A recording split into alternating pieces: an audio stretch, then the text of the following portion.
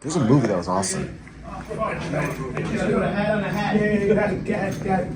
Lay some pads on somebody. You know who are the two most talented people in Hollywood ever?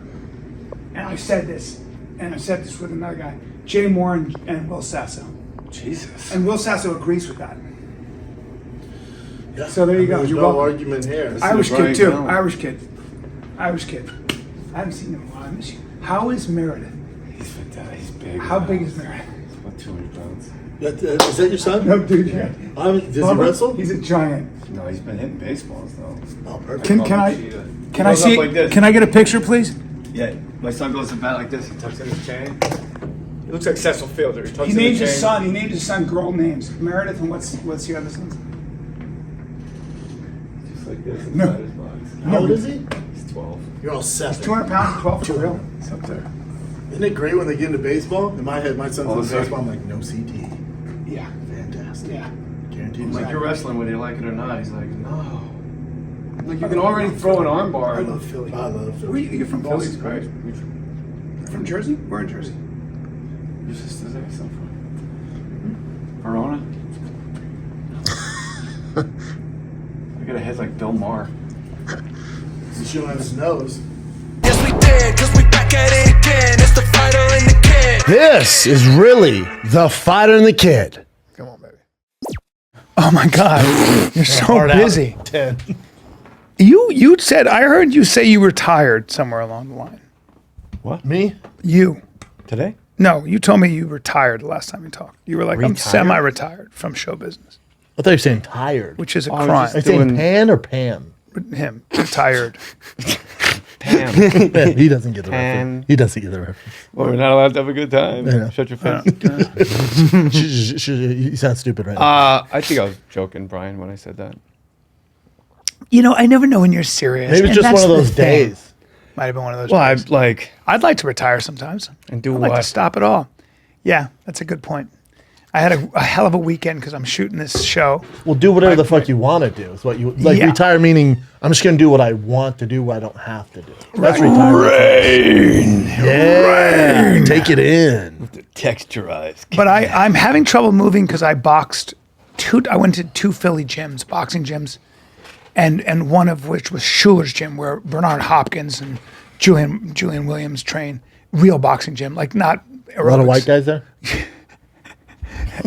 No comment. But the point is, Where was Smoking Joe? it was amazing. Well, Percy Custis, who owns Schuler's gym in West Philly, we used to be in Frazier's camp. So you're with these guys, and I get in there, no warm up, and just start hitting mitts. And all I want to do is look good because I'm a loser. Now I'm sure you use the lingo as you thought you were using the lingo. Damn, I'm jiving, baby. Some shit like that. Well, you know what, man? You know Brian, what it what's is? up, You know jiving, what it is? baby? I can Jive crack. turkeys? I can crack. You know what I mean? And you get in the ring with me, and you get touched How's my up. jab, jive turkey? They're like, hey, bro, Hey, I'm we're not in the We're not 70s. from the 70s. Yeah, I know not the 70s. Man, what'd you think of that right hand, jive turkey? No. I don't think anybody's ever. real, huh? We fighting. We fighting.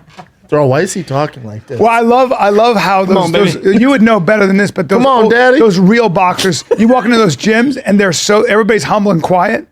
And then if you were to walk in there, like they were talking about how this guy came in there and he wasn't he wasn't a boxer, he was more of an MMA guy, but he tries to get in there in one of those gyms where they only do boxing with like where Bernard Hopkins and all those guys come on, and all they'll say is, I go, how'd it go? And he goes, well, you know, guys, he goes, well, you know, one of those old strains, he got touched up a little bit. You know, he got, you know, they, well for him. because we told him to move around a little bit, see how he's doing, but he said, nah, he just want to get in there and move right away, and then he got touched. You know? He got touched. And he went, I said, well, how long did it last? He goes, he went home after the second round. I was like, God damn. It was really cool, though. It was really cool. Yeah, I love Philly. And I ate at Ralph's, which is the oldest Italian restaurant in Philadelphia. I mean, in the United States, Brandon eats actually. at Ralph's all the time. Oh, yeah. I didn't know that. Yeah, bro. Did you ever go there when Ralph's? No, Yeah. I went to the place. Did you go to the place, Albertsons? How's that you Ralph's son of a bitch. Ralph's, You're missing the point. It's in Philly. No, It's been there forever, since the 1900. suplex guys take that place. It's across the street, the Italian.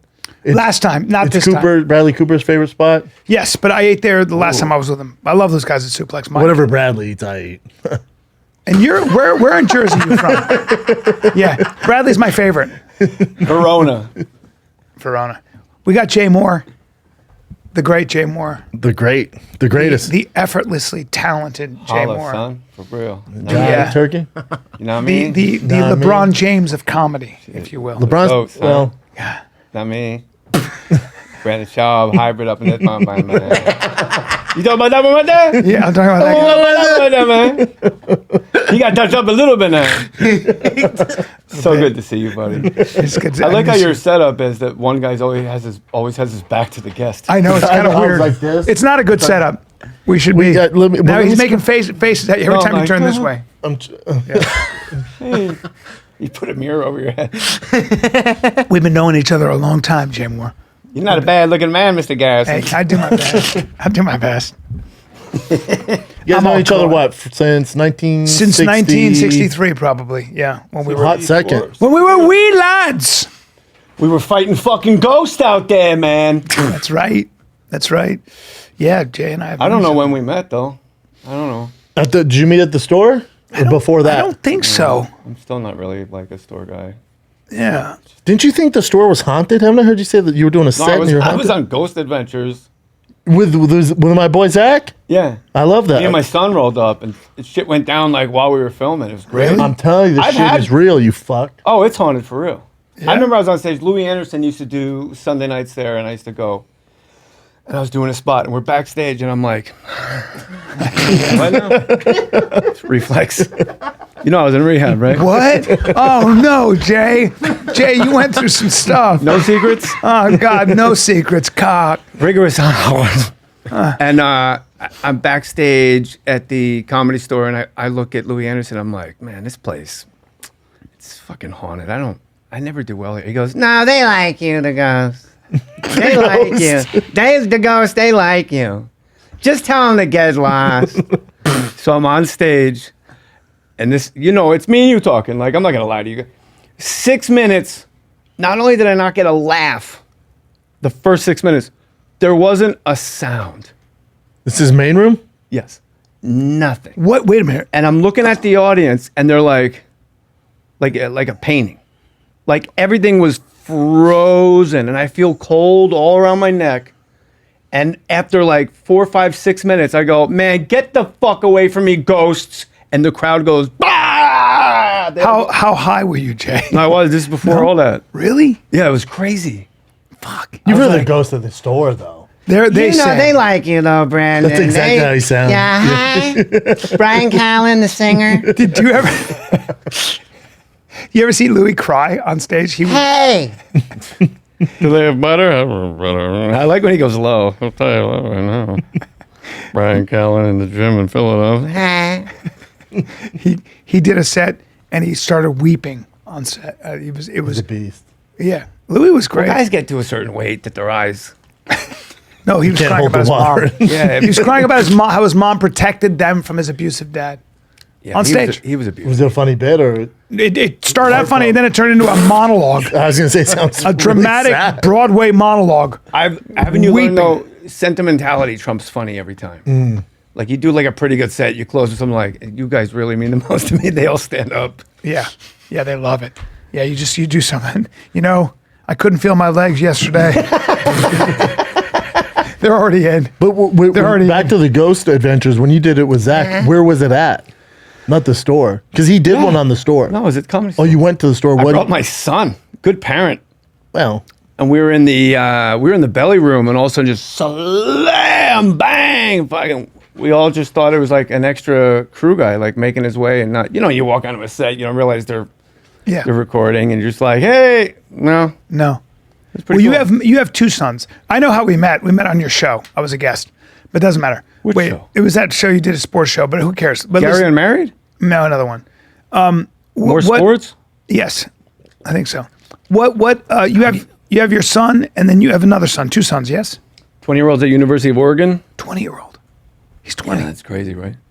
Wow. Yeah. And what's he doing in University of Oregon besides being an All-American baseball player? Haven't talked to him in a long time, Brian. Okay.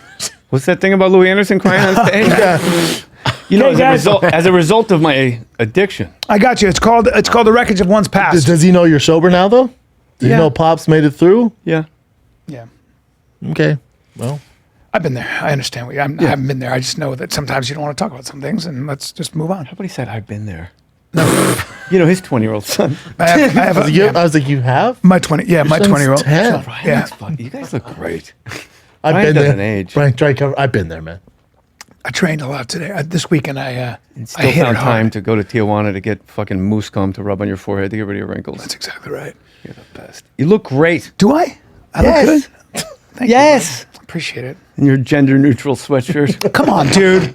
It's Hey, green. It brings out my eyes. Did you get it at Target? Huh? Did you get that at Target? I got it off Amazon Gotta have a lesbian for $14. I was like $14 for a sweatshirt, and I got a bunch of them. And you know they don't wear Different well. colors? No, well, Yeah. yeah, they're at Amazon. They're All different kinds of beige. Yeah, they're all. I know. I got a bunch of 50 sweaters shades that of way. I beige. haven't worn one of them. They don't fit right. The cut. It's all about the cut, guys. Yeah. Where's my camera? Oh, we got cameras? So how do you spend your day? What's going on? I wanna know cameras what you've here? been doing. Yeah. Yeah, there we are. Jay Mohr. You know, most work-related accident. What? Are you acting? I'm in Air. You are? Good research. Big movie. Who are you playing? I play Michael Jordan. I do. I didn't know. I play Ben Yeah, Affleck. Air. I play John Fisher, the head of Adidas. You can tell, like, when I really, you can tell when my drug addiction got bad because I go from, like, you know, doing movies with Keanu Reeves and Forrest Whitaker, and then all of a sudden talking dog movies. I understand. And I'm not even like a lead dog. I'm a receptionist at Bark Williams. Yep. Or like I'm helping somebody try something on at Chewy Vuitton. Chewy Vuitton. That looks great on you. It's actually really good, though. It's actually really good. Can I be honest with you? I believe you as a dog. Yeah, I that's said good. I said it out loud. And that's I had one testament guy to- go, I'm arguing with the director. Right. I'm doing, it's just all voiceover. And I remember I'm in an argument with the director and he goes, let me tell you something. Take this how you want to take it. I am the Orson Welles of talking dog movies. I go, okay. He's right, I'm wrong. I have a lot of experience in this genre. And Yeah, he This was is what I do, man. He wasn't even You're being, my world, man. wasn't even serious? Yeah. Well, he's You're being Wasn't even believable. he wasn't even being a dick. Like he knew, like, It's a like shit. this is all I do. I am the Orson Welles. This is of gonna work. talking dog This is gonna movies. work. Just do it this way. Trust me. I'm like, you got it. Why don't you ring the doorbell? Doorbell. Oh, it's all the. It's just so many like. Well, it sounds capital- like you had a rough weekend. yeah, so many run-on capital R's in the script. Oh, God. Sorry. Oh, God. I can't wait to see this movie. Oh, it's been out a long time. It has? Can I Yeah. rent it? Well, it was award season. What's it called? I don't know. You know what? I'm going to wait till the book comes out. But Air's a book was big deal. Yeah, Air was good. crushing And my it. agent hooked me up because my billing is single card on the main. So it's like Matt Damon, Ben Affleck. Viola Davis, Chris Tucker, Jay Mohr. Like we're all just right great. there. I'm like, they know I was here for a day. You know I was here for a day, right? Well, you're the guy who's as talented as anybody ever. This is a fact. I've said this actually on other podcasts. You're as talented as anybody ever, and if you decide to, you can do anything, literally anything. Most people can't do that. And so, but here's my question about addiction. Do you think that your addiction?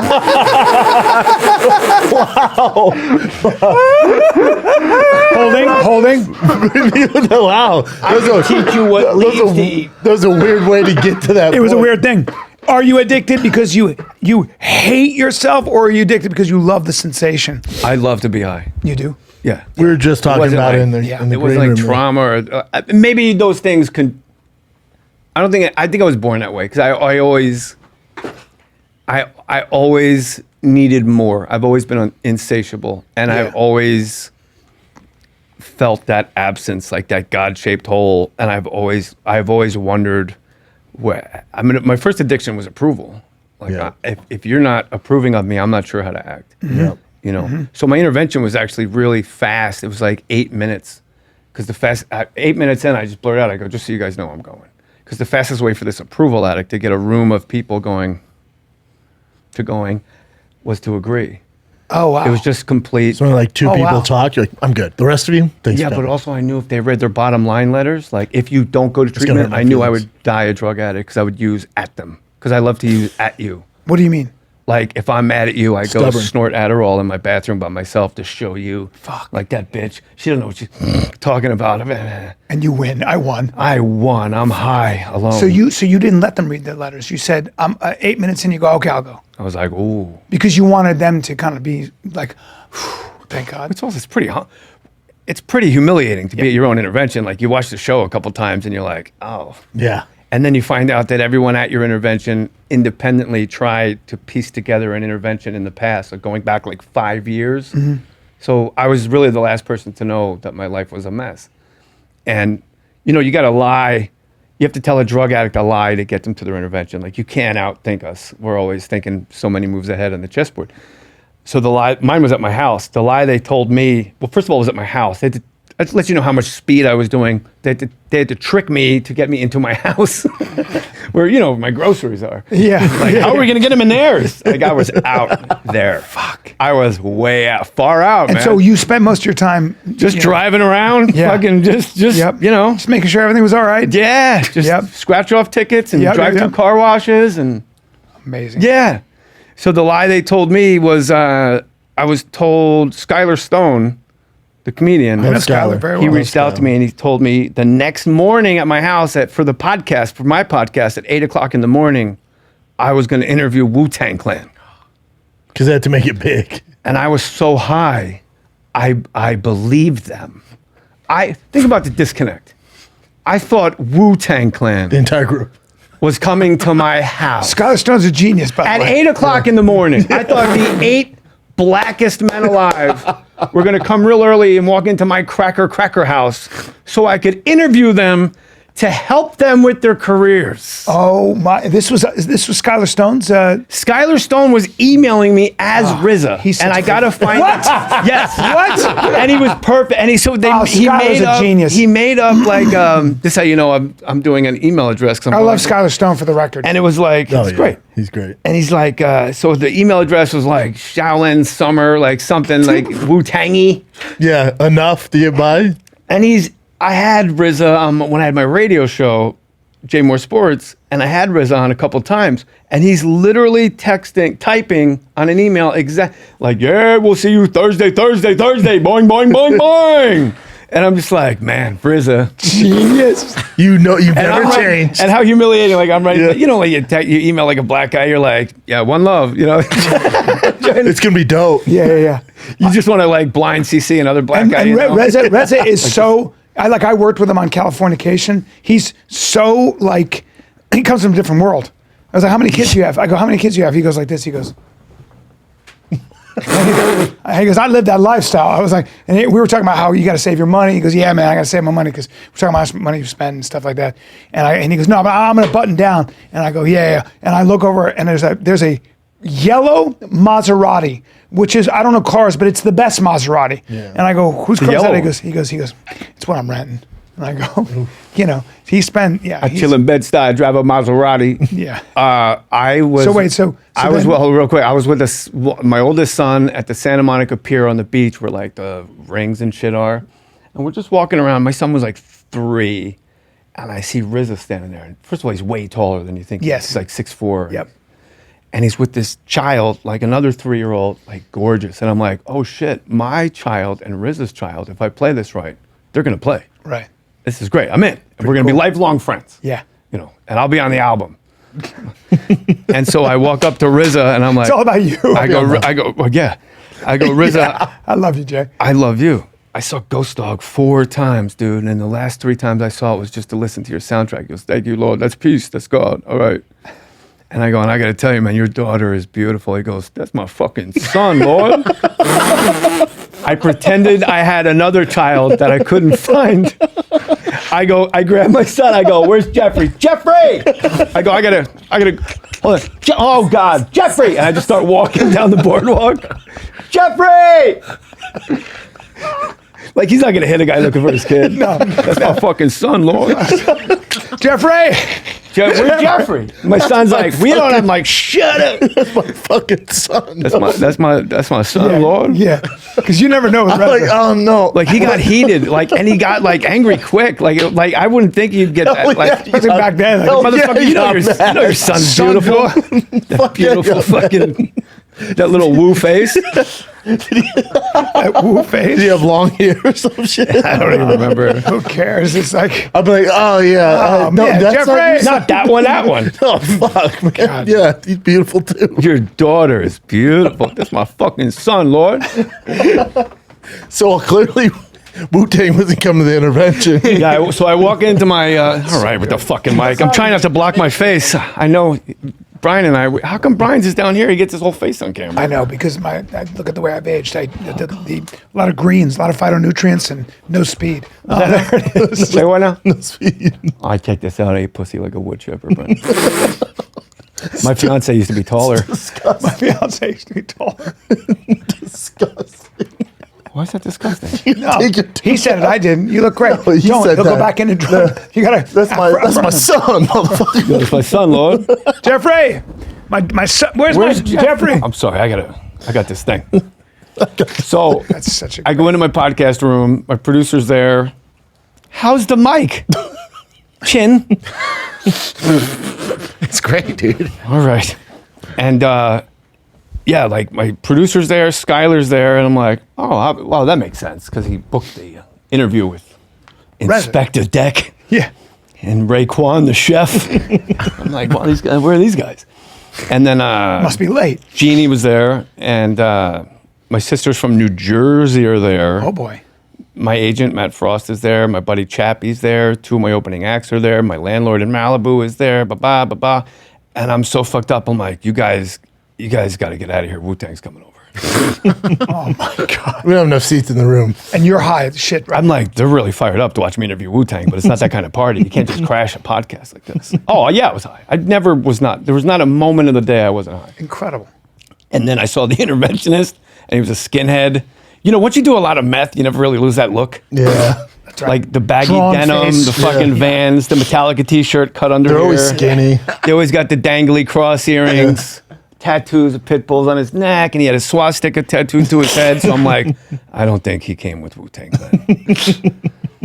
This guy had no teeth. Oh god. None. And he's like it's crazy. He's like just leaning into me like, no, these people don't think they I'm like, These people know. they're not going to love you to death now. This is also the guy from the gym, Bryan was at. He got touched up a little bit. He got touched up a little bit. He wanted 3 rounds of work. He lasted 2. No, he didn't have Down syndrome, bro. Who says? Who says? He's flipping people into rehab for money.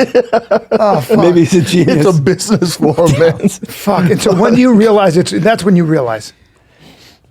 Yeah. Hell yeah. Yeah, I mean, I wasn't that high. Because you're headed right. I wasn't on I had, fucking- by the way, not enough if I had drugs. known that, I would have reached out. I just had no idea. I would have been like, hey, you know, I don't know what to say, but I would have called you. Yeah, I went to an all. I had no idea, but nobody knew, right? Well, no, because we do it in private, Yeah. you know. But I was told, like, you know, Matt Frosty, my agent, Yeah, Matt I know- Frost. I know Matt. He's like, no, I can't put you on the road anymore. Like the you know, those little comment cards at comedy clubs. Yeah. It's the little golf pencils, the little mini golf pencils. Yeah. Yeah. And you're like, nobody fills those out, or they all say like, you know, Gabriel Iglesias. Yeah. They just write like one name. Like, yeah, he's coming next week. Tracy Morgan. He's funny. So that weekend I was in Tempe. Every show, they had like many cards filled out. Like, this is uncomfortable. Really? I'm looking at a drug addict. I was all sweaty. I was missing teeth. I couldn't remember like punchlines. I was mixing up impressions and shit. And I got real irritable with the crowd. And they're like, we're watching a fallen star. And that fucked me up because I thought the weekend went great. So you're crushing. I made 14 grand and I spent 2 nights with a hooker named Meow Meow. Meow meow. I don't know if that's her real name, Brian. What? I don't, crazy I'm sure her talk. driver's license I didn't says look like into it. I'm sure. her real Danielle name- Meow. Yeah. I think Slash it's probably, Abramowitz. Meow meow is probably the middle name, but keep going. It's just that's her nom de plume. Yeah. Yeah. And I really like I was balling. Yeah. Like it was everybody else's problem. Yes. But then I learned, you learn that it's me. I am the reason for every single problem I have in my life. And I was relieved to know that, because if I know that I'm the problem, I always have a solution. Did you find any spiritual sort of outlet, God, anything like that Brian's religious now. On the way here? on the way here? No, when Yes. you saw my face. But is that part of the recovery? You're so on brand. I know, bro. Oh yeah, that's the only, like that God-shaped hole, the only thing that can fill it is God. Mm-hmm. And it's like, but it's a spiritual sickness, and there's a spiritual solution. And Mm-hmm. it's, if you want to get rid of the word God, it's you just have to get out of self. Mm-hmm. You have to give the day-to-day operation over to something else, a higher power. Like if you don't believe in a higher power, they say go stand in the ocean and try to stop the waves. People, oh, you're making my doorknob? Yeah, but you better get off your ass and turn it. Yeah. Like, you better go do some action, but I have to get to God before my mind gets to me every morning. I gotta just, as soon as my eyes are awake, I just do that slide out of my bed onto the knees.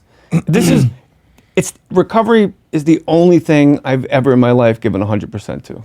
And it's the greatest result of anything I've ever done in my life. You like yourself so much more, right? It's incredible. Like, I've always topped out at like 85% effort. Like acting, stand-up, girls, everything was 80. My maximum fucking effort where I'm like, fuck.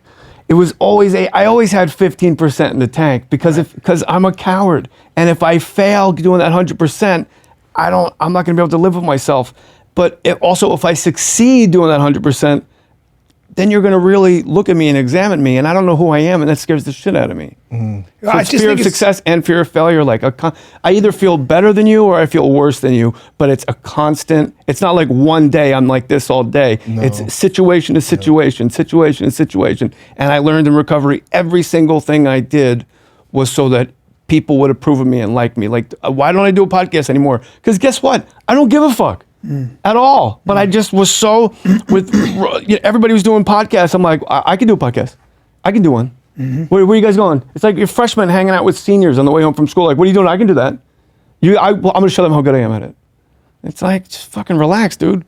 Yeah, but see, what I think is really interesting is when somebody talks this truthfully, you never look bad. Like, you're saying all these things about yourself, and you can just never look bad because you're just telling the fucking truth. The minute But he you tell also the truth- doesn't care.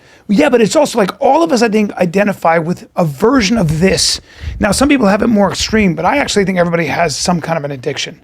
Now, it could be a good addiction or an addiction, I would say, that has better results, but it does feel like as you mature, part of wisdom is coming to terms with all those addictions or coming to terms with what causes that addiction. You know, that sort of, Well, I definitely have a drinking problem. What was the question?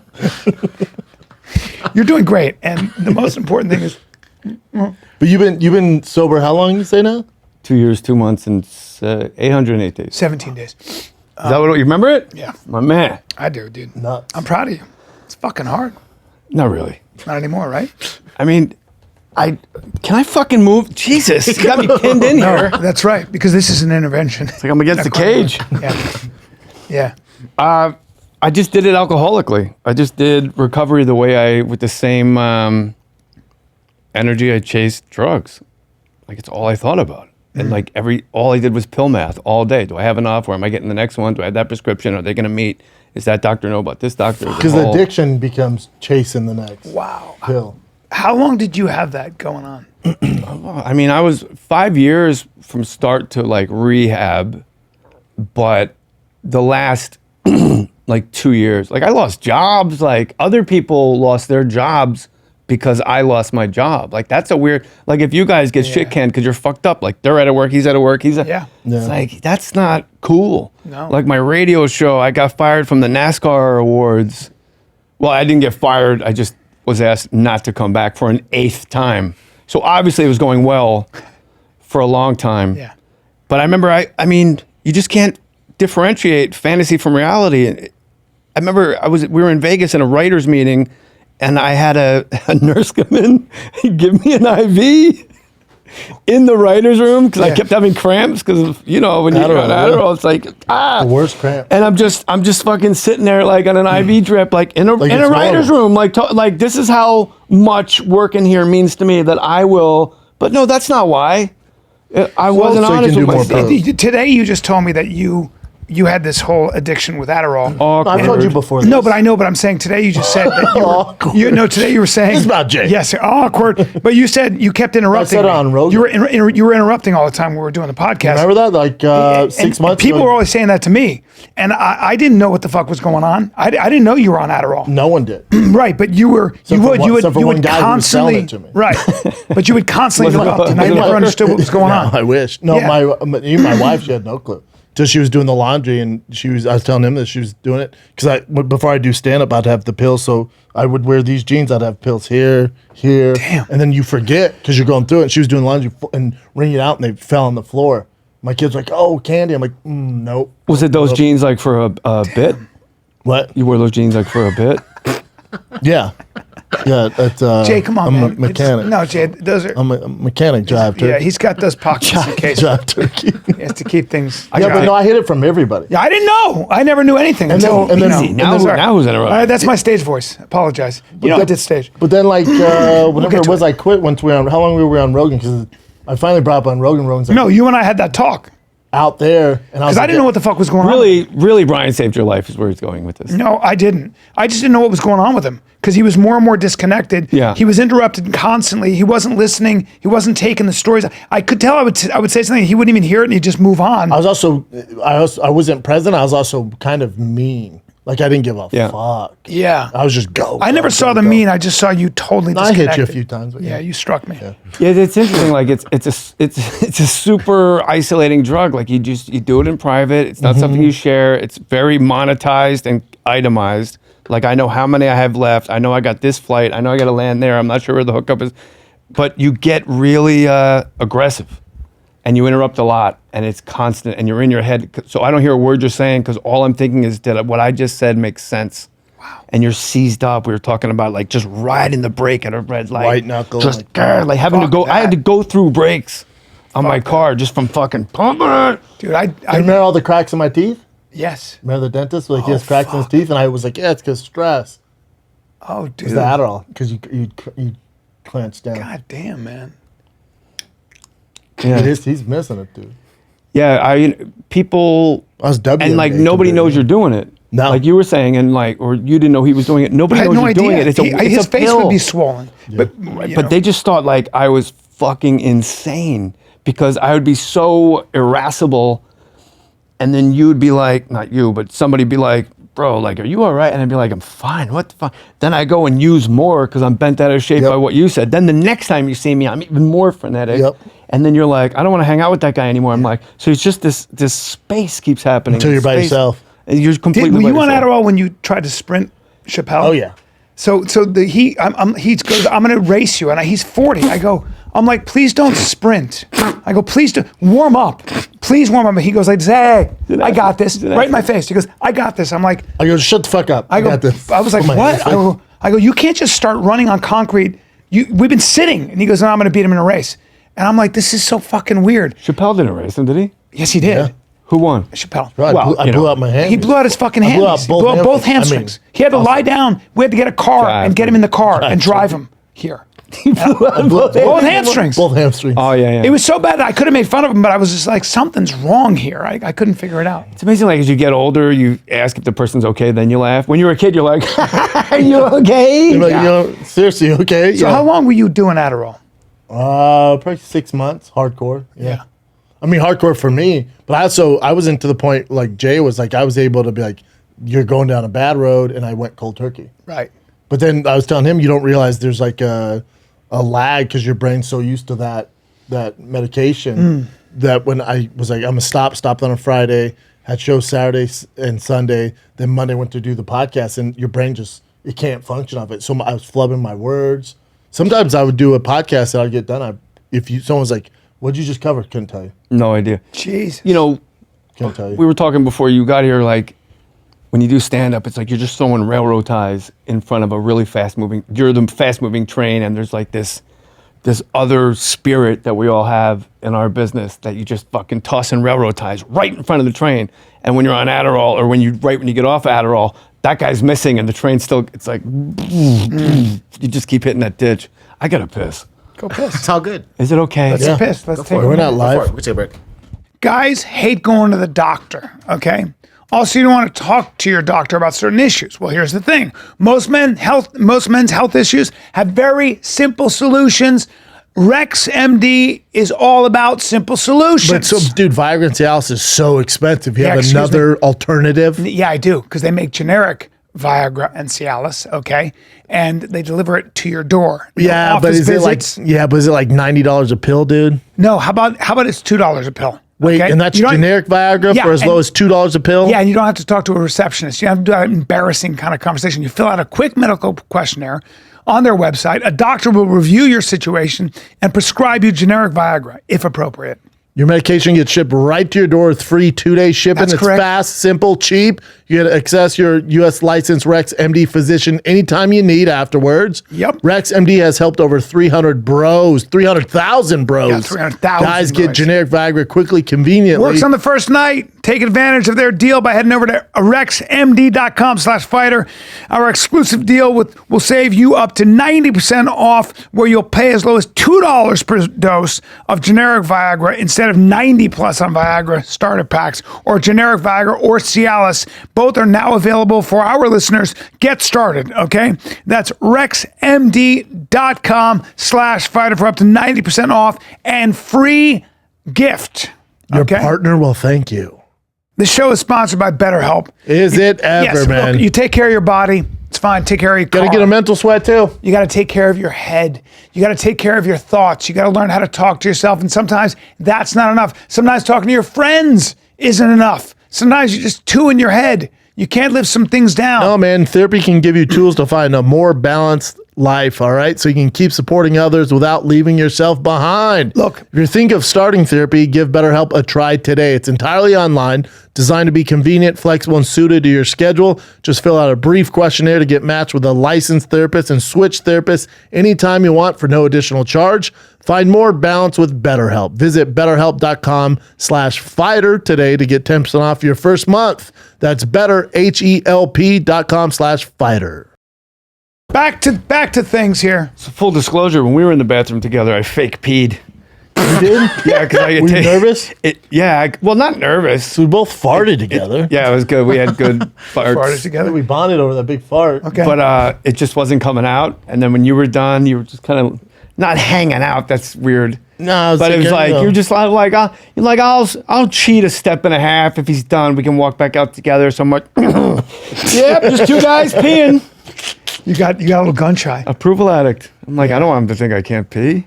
He's a fucking big shot. Are you getting better at the approval addict stuff? Yeah, I don't give a fuck. Yeah. all the success you've had, though, too. That's where it Doesn't just matter doesn't though, does it? fill it, does Doesn't it? matter. You know, when I got into recovery, it actually served me really well. Because, like, I got sober out of spite. It's like, oh, really? That's what it comes. Okay, watch this. If I got to be sober, I'm going to out sober all you motherfuckers. Watch this.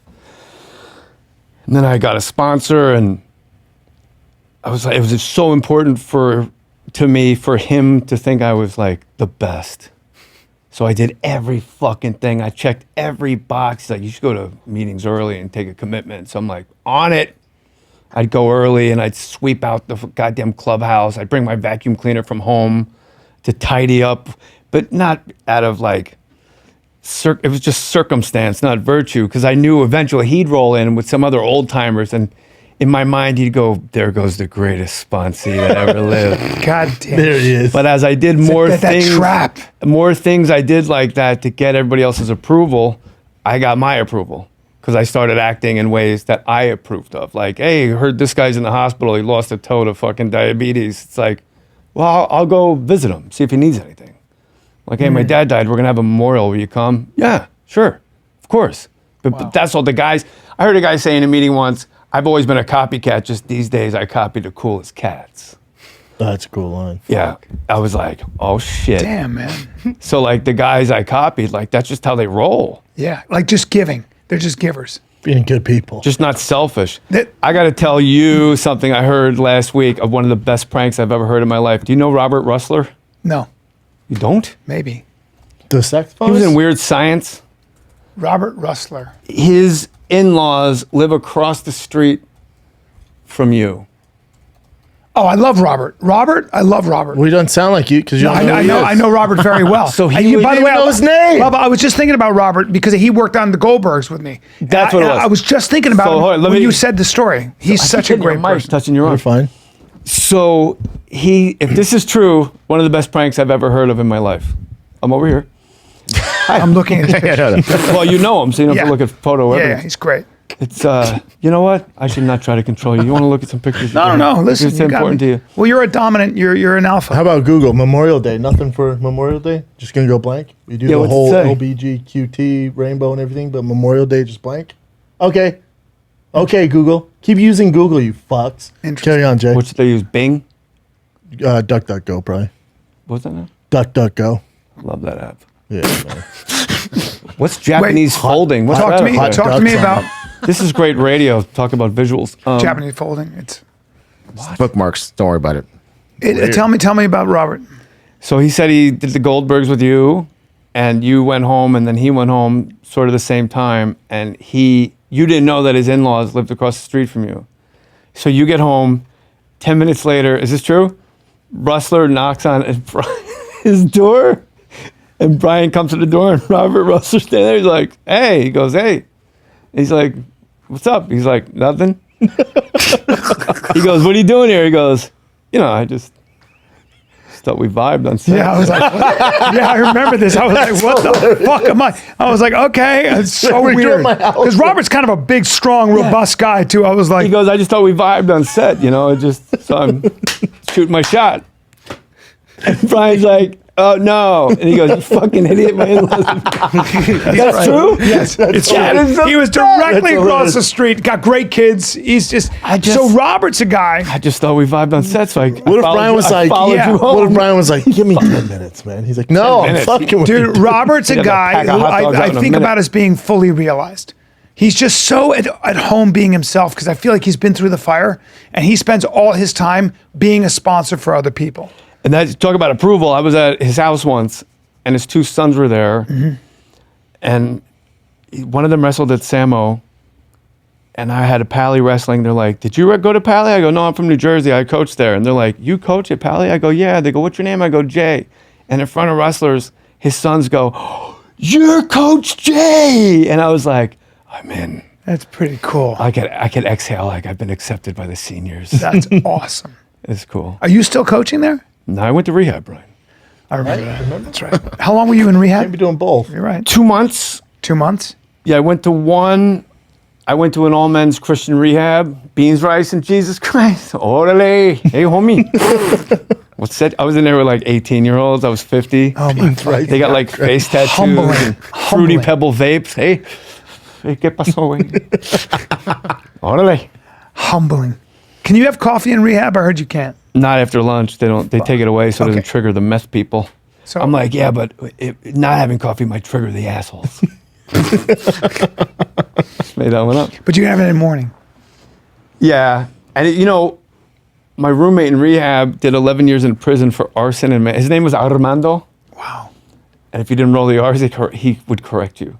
So I remember, I'm just at it. I did Sounds 5 days of detox where I couldn't keep my eyes open. That sounds like the worst part. Wait. So tell me about before you get into that. What's okay, that imagine like? be What's that like? You just you go from doing all the drugs he's doing. So your adrenal to glands are shot. Oh, dude. Remember those old Some people die equalizers on there. stereos? Some with people all, die there, the, yeah. all, Do the, they? all the fucking knobs on that old stereo? Yeah. It's just you go from to just everything's off in your body. So 6 days of what was that? You just couldn't. I just slept, and guy came downstairs to eat, and fucking rehab and detox. Addicts love to watch TV with closed captioning on. Really. They're always reading TV. I remember just the Dark Knight just being read across the bottom of the screen. I was in there with a fentanyl addict. Bro, And on I the fourth, am all he Batman. watched was the Dark Knight. On the fourth day, I come downstairs, and I'm like, "Did you figure it out yet?" He goes, "No." I was like, "Keep reading." He goes, "I will." You figured it out yet? Did you figure it out yet? No. Ah, man. Just this read shit and think is- it's a What's message. the hardest thing to come off of? Do you I know? don't I guess. I think all of it's tough. All of it's If you're tough. an addict. Yeah. your Oh, body's used so to my it. interventionist was so mangy looking with the no teeth and the skin Yeah, and the skin. shit. When this is true, when he took me to detox, they thanked me for dropping him off. And they Oh. took him by the hand. They go, we'll take it from here. And they pulled him inside and they closed the door and I heard it lock.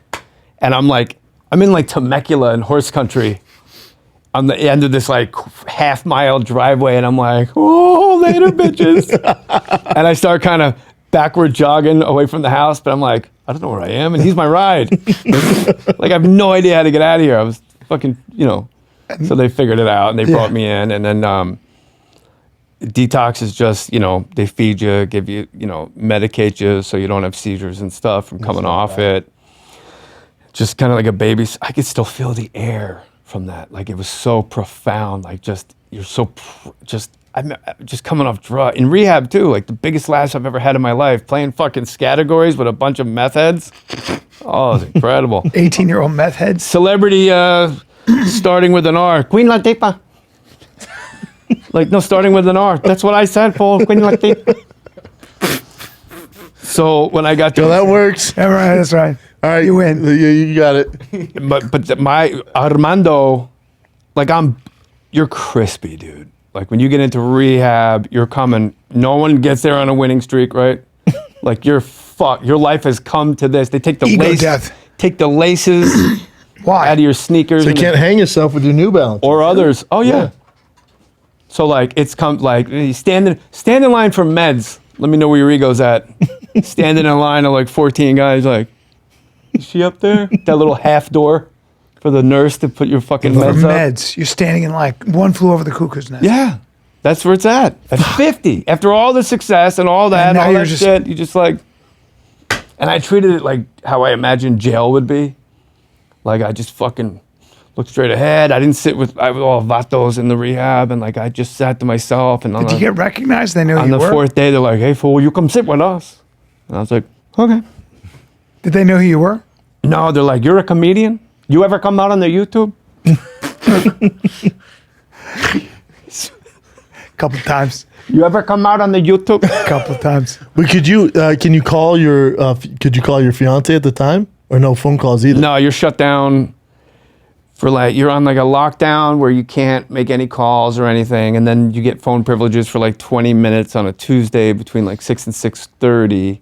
But you're not that eager to reach back out. Like, hey, remember that time Yeah. where I Yeah. got my fucking life cut down to size? That was weird. Does your past feel like a dream? No. Do you think Good about it question. much? I think more because I just do recovery. Like I love talking to guys in prison. Like that's where God's been pulling me. Like I go up to California men's colony. Like those cats ain't coming home. No. No. And they're like, They're lifers. yeah. They're like, good to see you again. I'm like, I bet. So you go up to the jail, Yeah. and these guys are doing life sentences. They want to get free between their ears, So my life, more to answer your question, it doesn't seem like a dream. It's very tangible. Like I lived it. I know it. It's. I can finally take stock of it and go, God damn, Yeah. I did a lot of shit. Yeah. Yeah.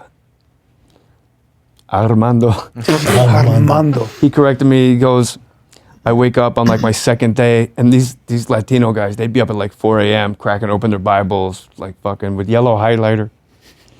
And I go, good morning, Armando. And he goes, get it right, fool. It's Armando.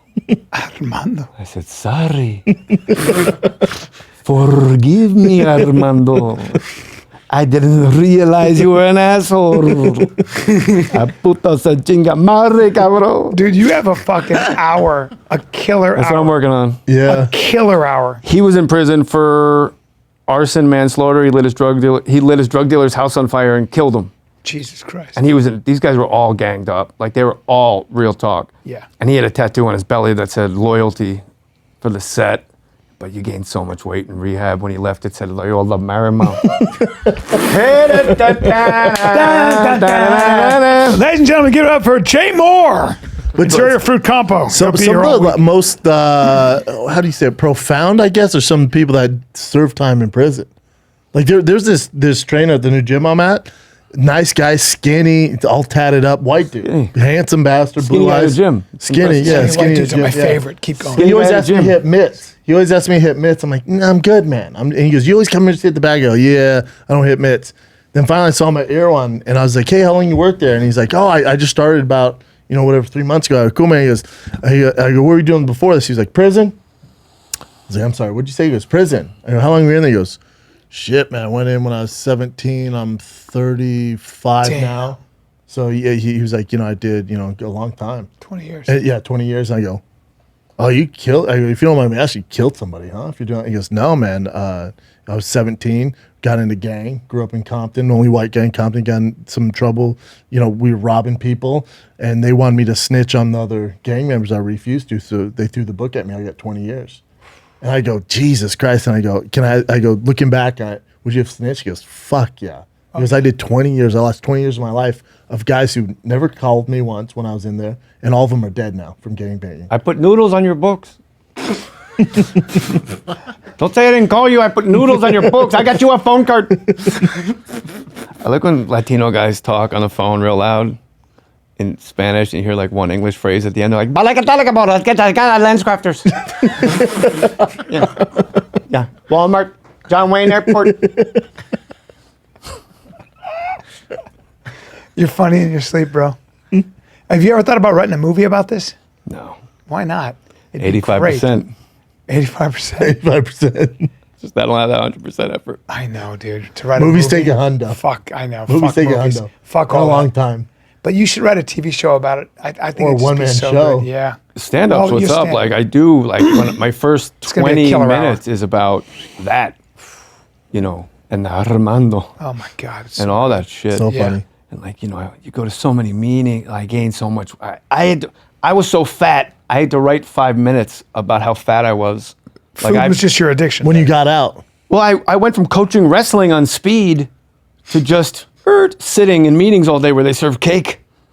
fucking cake. Because Adderall you don't eat. It's an appetite suppressant. And you don't never eat. sleep. You're burning calories when you're up all night, just fucking hanging. That was my thing. I Dude, wouldn't what sleep. did your health look like? Did you get a checkup? No. Can be good. No, Yeah. no, I was missing drug addict, teeth. dude. Yeah. Drug addict. Tell him. The answer's bad. You're not going to see the doc. Got a fatty liver. Yeah. Yeah. Doc's like high blood pressure and your heart rate's through the roof. Thanks, bitch. Right. I remember I went for my torn rotator cuff and he gave me a shot. I forget what he gave me a shot of. Cortisone? Something like that, but a cooler name. And I remember the needle just went straight in. I remember just looking at it like, that should probably hurt. I just looked at it. See, alcohol's a little bit different. My buddy went to the doctor. He drinks too much. I think that's the hardest to quit. Yeah, and he went to the doctor, and the doctor looked at him and goes, but he stays in shape, And and the doctor goes, "You're good. Liver enzymes a little elevated, huh?" Yeah, that's And alcohol. he and my buddy goes, "Mm-hmm." He goes, "How many drinks do you have?" And he goes, "A week?" Or he goes, "No, let's start with a night." He goes, "A night? 1, 2." Doctor goes, 1 or 2, huh? Looks at his enzymes again. He goes, 1 or 2. You think a little bit more sometimes? My buddy goes, "You want to do this? You really want to do this?" Doctor goes, "I would. I'd like This to." thing was wine, though, right? I know And what he you're goes, talking "Yeah. On the third bottle of wine, when I'm shaking my head at 11 at night, and I know I'm going to finish that third bottle of wine and maybe get to the fourth, that's pretty much every night." And the doctor goes, "So we know what we have to do." Alcohol shows obviously in your liver and all that in your blood, but in your eyes. Yeah. Well, a lot of Especially people good. will compensate in every other way, right? So they'll protect their addiction so hard that, okay, I drink 4 bottles of wine, but I'm going to run 8 miles. I'm going to work out for 2 hours. yeah. And eat great. It's a world of extremes, Yeah. It's a world of extremes. Well, or it's a world of protecting that addiction at all At costs. all costs. I hadn't drank since 1998, but I got clean and sober March 12th of 2021. And I go through the timeline. It's like after I quit drinking, I remember I got hooked on NyQuil. I was drinking 3 bottles of NyQuil a day. What? That's a weird one. How? Why? Stuff tastes like Fucking shit. Great. Really? I was NyQuil, huh? like being underwater, like in SpongeBob, but you can breathe. Like, hey, Really? hey now. Like So little, you Little love- Mermaid. Your constitution is one in which you like being anything but sober. There's Anything but myself. yeah, Yeah. but it's a euphoric feeling. Is that what you're looking for? Look, remember like when you were a kid, the first time you get fucked up with your buddies, you're like, this is the best. Like, I never had that. I don't take credit for any of my sobriety. I don't have a concept. I never got get drunk with your drunk. buddies? I do 10 milligrams of Instagram. Of Instagram. 10 milligrams of Adderall. Instagram. control freak. I just can't. No, my You like body to- hates it. You can't lose control. My body hates it. I just I hate- I Look how get he's talking jittery. over my diagnosis. There you go. If I do weed, I Acknowledge that, can't bitch. breathe. Complete You're a control control addict. freak. Yeah, I don't know. You like to control every aspect. You're You want to addicted. know where we going, how we leaving, what time just we getting don't there. like it. Where do I sit? What do I do this? If you drink, you lose control. No, I just don't like Yeah, you're it. Putin. I don't like the way it makes me feel. Some people feel euphoric. I get sick. Where'd you get your Instagram prescription? Okay, well that's a good question. I scroll. I'll do 10 milligrams of TikTok, man, and I get crazy. I can TikTok doesn't do, even affect me. anytime I've ever done blow, I can do 2 lines and stop, where most people have to do all of it. You know, I had it bad with MySpace for a while. Yeah, dude. I was fucked up on my. Dude, Facebook. I thought I was gonna bring it His last. voice gets really deep. MySpace was a real issue for me. You know, so it was NyQuil, like 3 bottles a day, and I went to AA to get off NyQuil, and then like once the obsession was gone, I'm like, all right, I got it. And then it was fucking pain pills, dude. Twice, 2 different times. Pain pills. Oh yeah.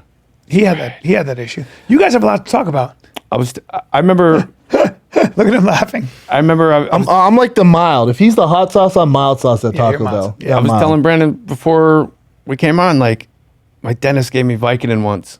I was 40. I never took a pill before, and I took 1 Vicodin, and I'm playing Madden. And all of a sudden, I feel that fucking tuning fork inside, like, oh, I feel it. And then I immediately went to my guest. He gave me 10 Vicodin. I went to my guest bathroom, and I put the other 9 out on the counter, and I counted them to make sure he didn't fuck me. 8, 9, better be 9 here. I don't give a fuck if you're in Vietnam. Fucking dentist, call yourself a doctor. Fuck me on this count. What? I mean, it's nuts. That's not normal. And how many Vicodin did you get into Vicodin for a while? Yeah. I remember an NFL player, I go, hey man, do you have any like Norcos or anything? And he goes, I do. And I'd ask him once before, and he was living here briefly, and I went to his house, and he had, you know, those enormous GNC protein powder things? Yeah. He goes like this, and it was filled with the Norcos, A Norco's Vicodin? like without all the acetaminophen. And I go, whoa! And he goes, here's the thing. He pulls it back. He goes, if you ever ask me for another pill, I'd beat your fucking ass. And I was like, deal. Say You less. took the whole thing. Yeah. And Norcos are without the acetaminophen, so your liver doesn't. It's just misbehave. less. So Norcos have like 325 milligrams of acetaminophen, and then regular Vicodin has like 500 milligrams of acetaminophen, and Norcos are 5 milligrams more of hydrocodone, I think. Sounds like a real addict over there. Yeah, I had problems with it too. That's what I told you. Oh, yeah. Yeah. You do to this Speaking of day. the choir, my man. Yeah. So everybody has an addiction issue except for me. And then when I got on the Adderall, that was like, I just couldn't stop. And Adderall's tough. Never The Adderall is entertained the- the idea. Like you hear people go like, well, I kept promising myself I'm going to stop tomorrow. No, like never. that thought never crossed my mind, ever. You were Because you don't think it's a problem. The other I stuff couldn't you can get out of tell it's bed. a problem. Yeah. I literally would not be able to move unless I snorted and swallowed Adderall. Jesus Christ, it was like coffee. It helped me focus on getting more Adderall. Were you drinking coffee too? Sure. It doesn't matter. Bro, Coffee's like Coffee. I was fishing from my paddleboard in Malibu, like behind Duke's. I'd be out there like as soon as it was any light, I'd be out there fucking just ripped on Adderall and like a full joint, like because it would, you know, help me paddle better. Good time. Wait, you'd smoke a joint and do Adderall. Yeah. I had a psychosis. I remember I was paddleboarding out on the water and I was really fucked up on Adderall and weed, and I had a complete mental psychosis where Ralphie May, I didn't like see him, but he was like out here, and I could bring you to the spot on the water that it happened. He goes, Jay Moore, if you got a bird on your helmet, you stink. And I'm paddling going, Jay Moore, if you got a bird on your helmet, you stink. like if you got a bird on your helmet, you stink, Playboy. And I'm like, Philadelphia Eagles, oh, they stink. And like for 20 minutes, I'm out there going, Louisville, Cardinal. He goes, stink. They stink, Jay Moore. I'm just paddling, having a full fucking conversation with dead Ralphie. Wow. It's like, you stink. If you got a bird on your helmet, you stink. I'm like, Arizona Cardinals, stink. Stink. And I just fucking naming all these the Orioles. All right, they stink. And he's like, Orioles, they're not there. Full fucking break. Sounds like a reason to Fucking do what? Adderall. I know. Sounds fantastic. What a wild Yeah. thing. What a trip. You want to hear the best Ralphie story I have? Yeah, but I have to pee. Now you gotta pee. I know. Oh my gosh. This is damn. making me nervous, all these stories. But I feel like I'm an Adderall. I gotta go pee. Dude, I'm so hungry, man. I just wish I had some macadamia nuts in my mouth. Why? right Because now. macadamia nuts are amazing for satiety. You know what They the problem is? We satiate have them your on the appetite. table. We have them all over the table. So during the interviews, whatever, doing podcasting, I just stare at these nuts. I want them in my mouth. I want the dip macadamia nuts. Please don't eat them on air. These are already like open. The chocolate ones? Oh. Oh. I can't. They're the best. Look, macadamia nuts aren't just for the rich. Macadamia nuts aren't for the rich. They anymore. used to be. They Oh. used to be. Dude, the they royal family are the only ones that they ate are them. truly the tastiest, most buttery, delicious nut. I heard on the Elon planet. Musk brings them on the spaceship. Well, if you want to not eat a lot, but just be satisfied, they're amazing source of fat. They do all kinds of things for longevity, apparently. But look, They're also the best tasting nut. And here's the thing. This is how, stabilize blood sugar. yeah, this is how House of Macadamias deliver them so they don't cost $1 billion because they work with 96 South African farmers. All right, so they make it easy to get to because their brand is farmer owned. How do you farm a nut? How do you farm macadamia nuts? I bet you I know how. They've got trees and they're nuts. And you water the trees and you're like, come on, nuts. And then that South African sun, got to be careful of lions and baboons and things like that. True. Then Warthogs. you pick them probably by Mambas. hand. Mambas. A lot of mambas.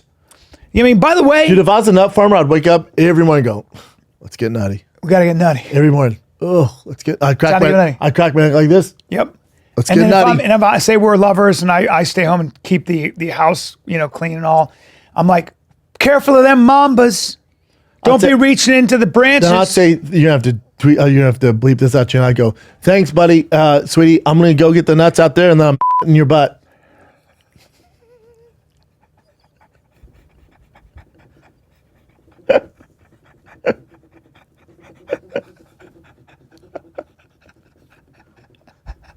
Hold on. We're in the middle of an ad. He's going to beep that out. But leave it, but bleep it. But leave it. Either way, That's part of my morning routine. Where I go, let's get nutty. careful of them mambas. Shake them trees. You going to pick those nuts? I'm gonna say I'm gonna hit the fields and work on these nuts. And when I come back, you work on these nuts. Okay. I'm going to do that too. All right. Either way, guys, House of Academia. And right now, for TFAK listeners, and that's the code you put in TFAK, TFAK. That's the code, houseofmacadamias.com Wait, /TFAK. You get 20% off your full and, order? And you get a $35, it's worth $35, a box of macadamia nuts. all right. Namibian sea nuts. Namibian sea salted macadamia nuts from the Namibian Sea. Sea. All right, from the Namibian Ooh, Bay. I bet they're nice. Now, salty and delicious the Namibian Bay is. Get yourself some nuts. bros. Houseofmacadamias.com /TFAK, 20% off your whole order when you use TFAK is the promo code. And then you also get them sea salted macadamians for free right now. Got a nut in your. I look at all these posters about your failed spin-offs.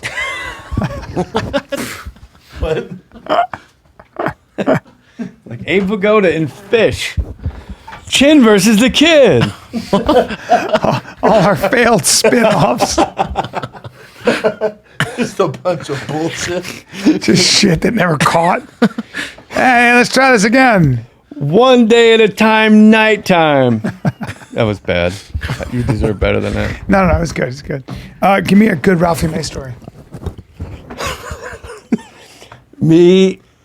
Ralphie was opening for me. We're driving to Tempe, and it was me. My buddy Walter was driving. I'm in the passenger seat. Ralphie's in the back seat. We're on the 10 East, just the whole way.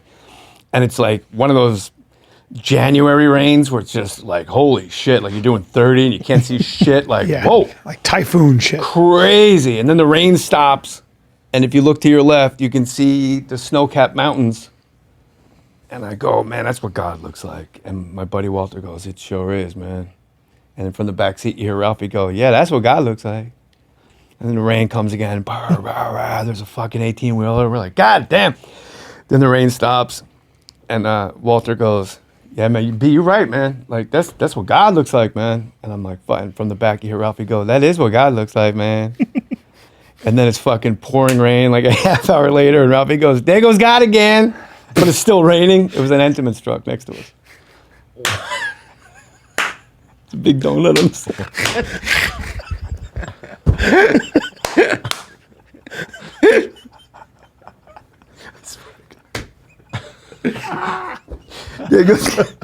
You know the chocolate He one? was missing the whole thing. With the bite taken out of it. Like, there you go. That does look like, that is what God look. We're looking up here and he's just looking out his window star with his pipe, just looks this way and goes, that sure is what God looked like.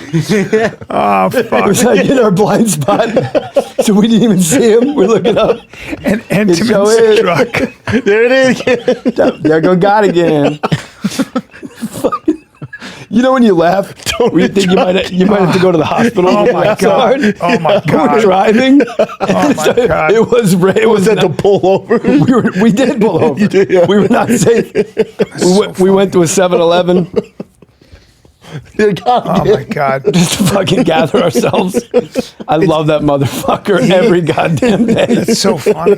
Do you remember Eric? What was his name? He died, got hit by a car. He was a drug addict, real skinny kid, really funny. Eric, the fuck At the was- store? Yeah. Remember him? He was Yeah, a he real passed away. Yeah, passed away. I didn't know him. He was very an well. addict. Yeah, I He didn't know just him very couldn't well. Stop drinking. He was such a good guy and a monster. And he opened for me. I didn't know him. Monster beat meaning good comic. Oh yeah, Yeah, yeah. incredible and a beautiful soul. Eric Williams? No, it was Eric. I can't remember. Fuck, I can't believe it. What about him, dude? So he. Jesus I know. Oh, I miss you, boys. I know. Holy I fuck. know. But he was an. You know, he- skinny, would wear black shoes. No mustache. I'm so. I mean, yeah. Sometimes he'd wear glasses. We're a size 6, small feet, big head, Nice bangs. yeah, baby hands. Remember at Subway, he'd always get the foot long. No, it was the hat. Was His it the ears 6 were inch? off center. I wouldn't say his teeth were crooked, but they weren't uniform. I mean, they weren't like taking turns. Originally from Naples, but he was not. I didn't know he was the drug addict on the level he was and the alcoholic the level he was. Like he was kind of drug alcoholic where he would fall asleep with a cigarette and light the whole place on fire and stuff. Crazy shit. You got a funny story about him? Or? Yeah, so I'm such an idiot. He goes, you have a lot of energy. And I go, yeah. And he goes, man, what do I do? I go, well, how do you eat? Because I was watching him eat some shit. Yeah, I know. shit, This is how naive I am. So I go to him, I go, No, you, like, here we go again with the, there's certain leaves you can eat. that's what I'm saying. Your butt. This is what I'm saying. Your gut by now. With my bullshit, like, you shouldn't even have nutrition to wipe, advice. dude. Yeah. So I go, he goes, what should I eat? I go, I'm looking at his skin and he looks like he's been burnt by the sun. So I look at him. It's also the least of his worries. I know. Some And- people call it sunburn. Yeah, no, this is just alcohol and the yeah. DTs. So I go, and he was sober at the moment, and I go, you should just try eating some avocado. And he goes, what's that? I go, an Black guy? avocado. It's a fruit, but and I explain it to him, and I show it to him, and so he goes, okay. I had some on me. And that night he goes, I ate an avocado, and I go, good. And he goes, it was hard to eat though. He ate the peel. He ate it like an apple. He never peeled it. He goes, Like a goddamn- it's so chewy. I killed him. I go, what's chewy? I go, what is chewy? He goes, well, I mean, just the outer part is chewy. I go, you ate the skin, huh? He goes, he ate the whole fucking That's how you thing. get rid of varicose veins. He goes, yeah, I feel better, man. hurt my stomach. I was like, okay, next time check with me on the avocado. Ate the whole thing like I had an an apple. avocado allergy and he ran into traffic. Yeah. Ate the whole fucking thing, skin and all. Oh my God. Yep. He just powered through though. He was like, this is good for me, I guess. Not supposed to taste bad. Was he your brother? No, white guy. Where was he from? He didn't know we're in avocado. Florida. Oh, yeah. Oh yeah. Weird. My first week coaching at Pally High, there's this kid, he just looks fantastic. Like we're all doing rock and roll, and this kid was just doing jazz. Yeah. As a wrestler, you mean? Yeah. Yeah, and I go up to him and I go, hey, can I talk to you for a second? He goes, yeah. What's up? I go, are you varsity? He goes, no, I'm Eric. that great? What? No, sir, I'm Eric. He said, no, sir, I'm Eric. Are you varsity? No, I'm Eric, man. He became my godson. I swear to God. We went to state, baby, a couple times. No, he got his shit He's at together. Menlo College wrestling out of Fuck college. yeah. Really? That I was good. like, this is my fucking dude forever. No, sir, I'm Eric. No, sir, I'm Eric. I was like, I don't want you guys taking moves across your back. You're not good enough to pull off a gator roll, you know? And I go, and one day he does a gator roll in a match at like Birmingham High and he beats their senior. He's like a sophomore. I go, why do you keep taking moves across your back? And he goes, I'm iconic. I'm iconic. That's great. He's the best. It's great. He texted me last night out of nowhere. I'm like, hey. Oh, that's incredible. You varsity? Nah, man. Name's No, Eric. sir, I'm Eric. No, sir, I'm Eric. Strong. Strong. Strong as fuck. I go, then which one's varsity? Who's varsity? Which one's varsity? That's like when I wanted this jacket so bad. It was a starter jacket. You remember those were big? My brother still makes fun of me today. We went to a predominantly black school, and I pull up in my cowboy starter jacket. This guy goes, "This is a starter?" I go, "It's my first one, yeah." It's my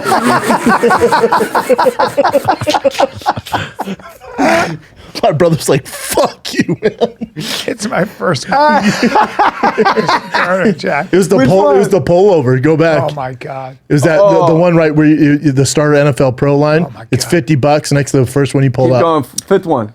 Here. Yeah, that one. That's the exact one. Your brother was like, shit. "You're a Let me fucking get down. Let me get down. Let me Is get that a down." starter? Yeah, it's my first one. That really made me laugh. It took me a while to get it. Yeah. You ever lose your phone while you're on it? Yes. Or to be in your hand, you're looking for it. Like, where the Recently. fuck is That my happened phone? What's wrong? I can't find my fucking phone. That happened to me. Where's the last place you put it? If I knew that, I wouldn't be looking for it, would I? That's You're like, let me call you back. I gotta find my phone. literally what happened to me at the airport. I'm like, where the fuck is my phone? I'm looking through my bag. Oh, it's on my phone. It's always like when I'm on a Panic Zoom. too. What the fuck is my fucking bullshit? I get angry. The one thing that gets me angry is that shit. I'm like, fuck, I don't have time for this bullshit, you know? Looking through, sifting through, pulling shit out. There you go. When his baby's around, he says bull crap. No, I say, Where's in this fact, bull I say crap? fuck around my baby, and my wife is like, hey, you got to stop this shit. Oh, I remember. I got a scolding. We saw, I saw Jerry Maguire in the theater. There's like these black guys right in front of us, and there was a gay couple right in front of us, and it's packed in Times Square, right? And I'm not on screen for like 40 minutes, and when I come back on the screen, the black guy in front of us goes, "Oh, here comes this motherfucker again, Guy Smiley." Guy Smiley. And the brother's like, mm-hmm. And then there's the bachelor, going with the movie theme. There's the bachelor party scene, and Eric Stoltz does a cameo. And the two gay guys, the one gay guy, when Eric Stoltz comes on camera, the one gay guy goes, "Is that Eric Stoltz?" And his lover just doesn't say anything, and then he just goes, "No." Like they've been arguing about this shit for months. Like everything is not Eric Stoltz. Is that Eric Stoltz? No. Damn it. Remember that movie? Look at you. Fuck, that Look movie's at you. Young, dumb, and full of cum. young. Look at that. You were so good in that movie, dude. Oh, so Damn. You were so Yeah, I liked you in Wonderlist. Or the magic movie. Burt Wonderstone? That was Yeah. fun. Wow. That was great, You man. were so good in that. Thanks, buddy. You did this. I never forgot it. I know it's a weird thing, but like when you made the deal and you go, On the phone? yeah, he just goes, I ran out of ways to act. They're like, show you're happy. No, Because it was Cameron good. was like off camera going, more money, more endorsements. I'm like, more money, more endorsements. He was just like throwing shit at me to say. He's like, we're just going to keep it moving. And then the one, I just like ran out of shit to say. So I go, do you really know what Jerry Maguire knows what it's like to be a black person? Like I made that up. And then Cameron came up to me and goes, I want to show you something. And then it was later that day after I'd gone home, and they cut to Tom, and Tom goes, he said that? I'm Mr. Black People. wait, he said that what? I'm Mr. Black People. Yes. Like they showed Tom what I was saying Yes. so he could Yeah. react, and Wow. that's what he liked. Wow. Tom was great, dude. Hey, great person. He's fucking just Nicest guy in the world. The best, the When best. you're talking to him, he's like this. Right? You're like, I'm the only one. It's like Dale Carnegie shit. Yeah. You're the only one that exists. It's incredible. He comes up to my dad actually said to me, my dad raced cars with him at Bridgehampton, Yeah. and he goes, ask, Dad, like being a dick. He goes, when he asked your buddy Tom Cruise what gear he's in in the second turn at Watkins Glen, because he's the only one of us that never crashed into those hay bales. I'm like, all right. So like 6 days later, I'm back on set, and I go, hey, you racing my dad at Watkins Glen? And he's like, yeah. I go, he wanted me to ask you, what gear are you in on turn 2 at Watkins Glen? Because you never seem to crash into the hay bale. And he's like, I think I was in second gear. He said I was in second gear. And I'm like, all right. So then I tell my dad, and then like 2 months later, we're at Sun Devils. This was at Sony here. And then we're at Sun Devil Stadium in Tempe filming the football shit. And I'm on like, it's like 2 a.m, trying to stay awake. I'm throwing a football with the guy that played my quarterback. And all of a sudden I hear, JJ! And I look, and coming out of the tunnel is Tom Cruise. And he's fucking sprinting towards me like, and it's Tom Cruise running. He's a great movie runner, and he gets up to me and goes, hey, I'm not even winded.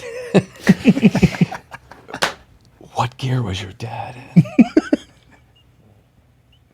What gear was your dad in? Turn 2 at Watkins Glen. Like he remembered that shit. Yeah. Like he's just sitting in his trailer. He goes, just came right. God. Had to It know. hit him. Can you please tell the Christopher Walken story? The tale. The first time I met Christopher Walken on the set of Suicide Kings, I go to say hi to him, and the first thing, as I'm walking up to him, the first thing he says to me is, I can see you coming. Holy shit. I'm like, because I'm introducing myself. I'm not a Vietnamese sniper working a tree line. Like it's how, no offense, it's how introductions work. And he goes, I had my Korean. He ain't white. If I'm wrong. Anyway. And he goes, I had my Rottweiler Can you with please me. do this podcast every day? Yeah. Can we just have you here all the time? Seriously, can you be a third So I don't have chair? to talk. For real. Can you just It's be part my of the nap time. Like, you know So what I it mean? couldn't- Can you just come on the podcast all the time? Okay. All right. Yeah. God, you're often. I love it. This I'm is fun. serious. I miss you guys. So like funny. the jokes. Like, you know how Can good you please? Can you you know just how be on good the? it feels like when he does the fucking like, it's my first one to like actually laugh instead Yeah. of the podcast like, Oh, like the and Ray a fake Liotta laugh. Goodfellas Yeah. laugh. Yeah. You really are a funny guy. You really are. Yeah. Wait, keep going. So I go up to him, I go, and before I say anything, he goes, I can see you coming. And I just kind of freeze. And I had my Rottweiler with me. He goes, I can see your dog too. And I go, her name is Shirley. And he says, who cares? And I thought he cared because he brought it up, And he goes, I gotta know what happened to your dog, Shirley, Rottweiler. What happened to your dog's tail? It's gone. Where did it go? It's okay, you can tell me. And I'm just standing there like in this driveway going, where the fuck is my dog's tail? And then he gets like real close to me and he goes, it would be great to have a tail. And I'm cool, right? So I look back at him and I go, why? Why is that? And he goes, come on, if you had a tail, everyone would know. If you were angry or upset, they'd see you. They'd see you coming up the block. They'd say, get back. Look at his tail. He's crazy. And I go, well, you probably mean happy. Like people know if you're happy. If you have a tail, you'd wag it because you're happy. And he goes, maybe you and your tail. Yeah, he just cut the ring off on me, right? And then he looked at me like it's my turn to talk. I got nothing. And I've never had a tail talk before. I look down at the dog and the dog's like, nah, not me. Don't look at me, man. Not me, N-word. And I go, would you rather be able to fly or have a tail? That's what I got out. And he goes, a tail, of course. I go, you'd rather have a tail than be able to fly? He goes, you could always get on an airplane with your tail.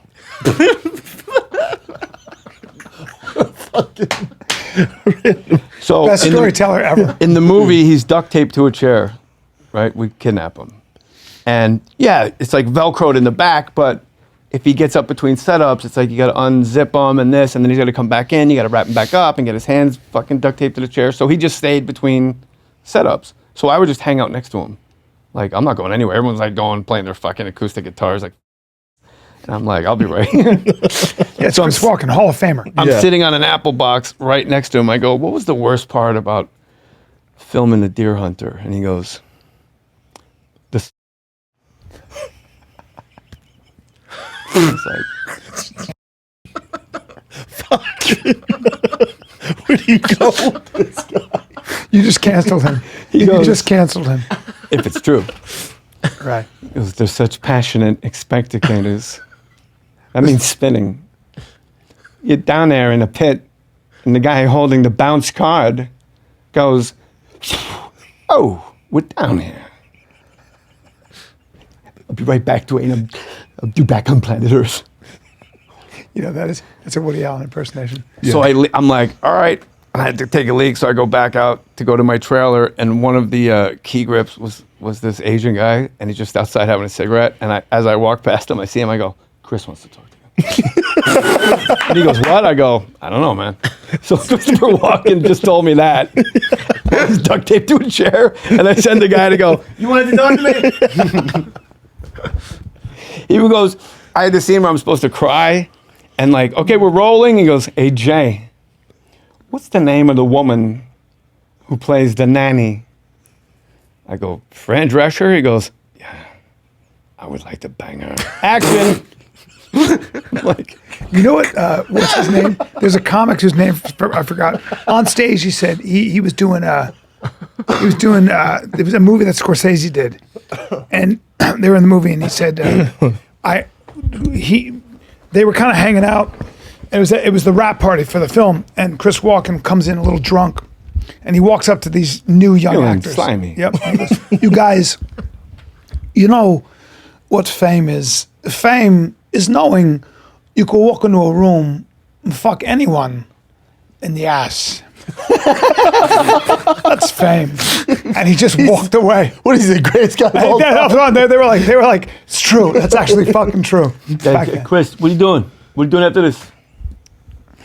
When I was on, here's the best rewrite ever when we were doing on SNL, we, by the way, the old Comedy Cafe in Milwaukee, on the marquee, it's a J. Mohr from S+L. By the way, how about his resume? You're on SNL on the cast. Yeah. I didn't know that. Oh yeah. And we had to rewrite this sketch with Fred Wolf and David Spade wrote it, and it was like David Spade was a weight loss guru, and it was basically he was just getting people to do meth. And you know, like it's like, yeah, ride the snake. And you know when you see like the outline of the fat person, it's like after 6 weeks, and it shrinks. It's like after 6 hours. 6 hours. And then like people have testimonials and they're all tweaked out. And then they had this film piece where Farley's at a drive-thru window in his car, and he goes, "Yeah, I'll have 14 cheeseburgers and 14 hamburgers, 14 chicken sandwiches, 14, Diet Cokes, and 14 apple pies and 14 French fries." And the guy and the lady in the box goes, "Will that be all?" And as it was written, he goes, "No." And it was like TBD, like I'm still working on this joke. So when I tell you 2 hours at like 1 in the morning, 2 in the morning, 3 in the morning, coming up with that joke, like what if he just repeats the exact same order? Like, "Will that be all?" "No. I'll also have," then he repeats the exact same order. Or, "No," and then he just goes, "Make those Diet Cokes." Or like, "No, give me 15 apple pie." Around and around we went. And then Norm Macdonald's, we didn't even know he was in the room. God, what He's on a couch, like at the end of like on the other side of the room. He goes, "Hey, you guys are talking about it. Chris at the drive-thru window." We all like jump, like he's like a fucking phantom. He goes, "Yeah," they go like, "Yeah, give me 44 cheeseburgers and all those French fries, and that was what is it, apple pies, And then the guy in the box, the gal in the box goes, "Will that be all?" Chris says, "Yes."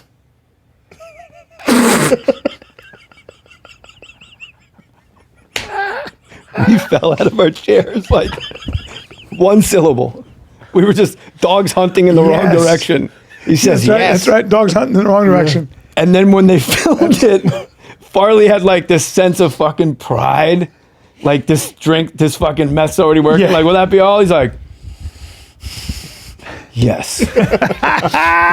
Crushed. That's Fucking, great. that's the difference between Chris making that choice Fuck. Brandon used to be a fighter, you know, and The only time I met Norm Macdonald is back in the main room at the Comedy Store, and he goes, "You used to fight, huh?" Yeah, he goes, "You got any insight on who's gonna win this weekend?" I was like, "What? I didn't know he's better." Oh, A yeah. degenerate gambler. Oh, yeah. And I was like, I don't know. He goes, "The odds are minus 230 for the tall fella."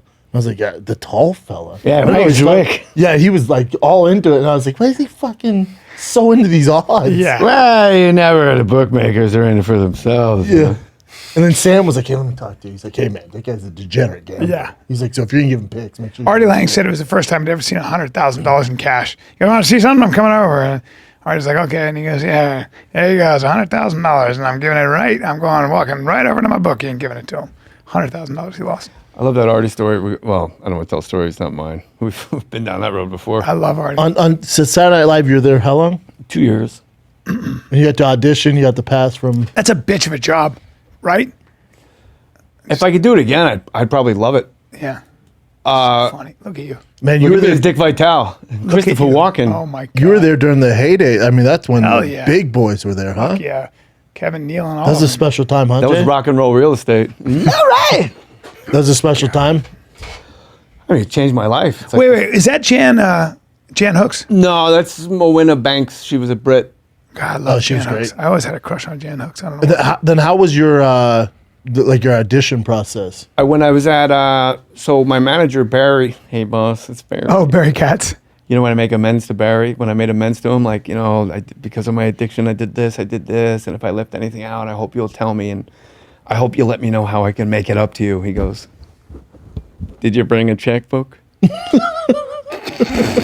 Good old Barry. I love Barry. He's the best. The best. I'm like, no. And he Oh, goes, fuck, dude. then let me get back to you, man.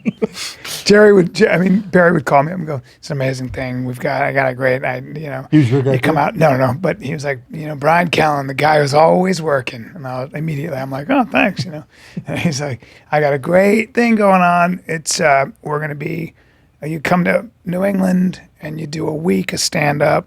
We have this whole festival, and the great news is you're in everybody's house because we stream it and you're on this channel and everybody has it in New England, so it's really good.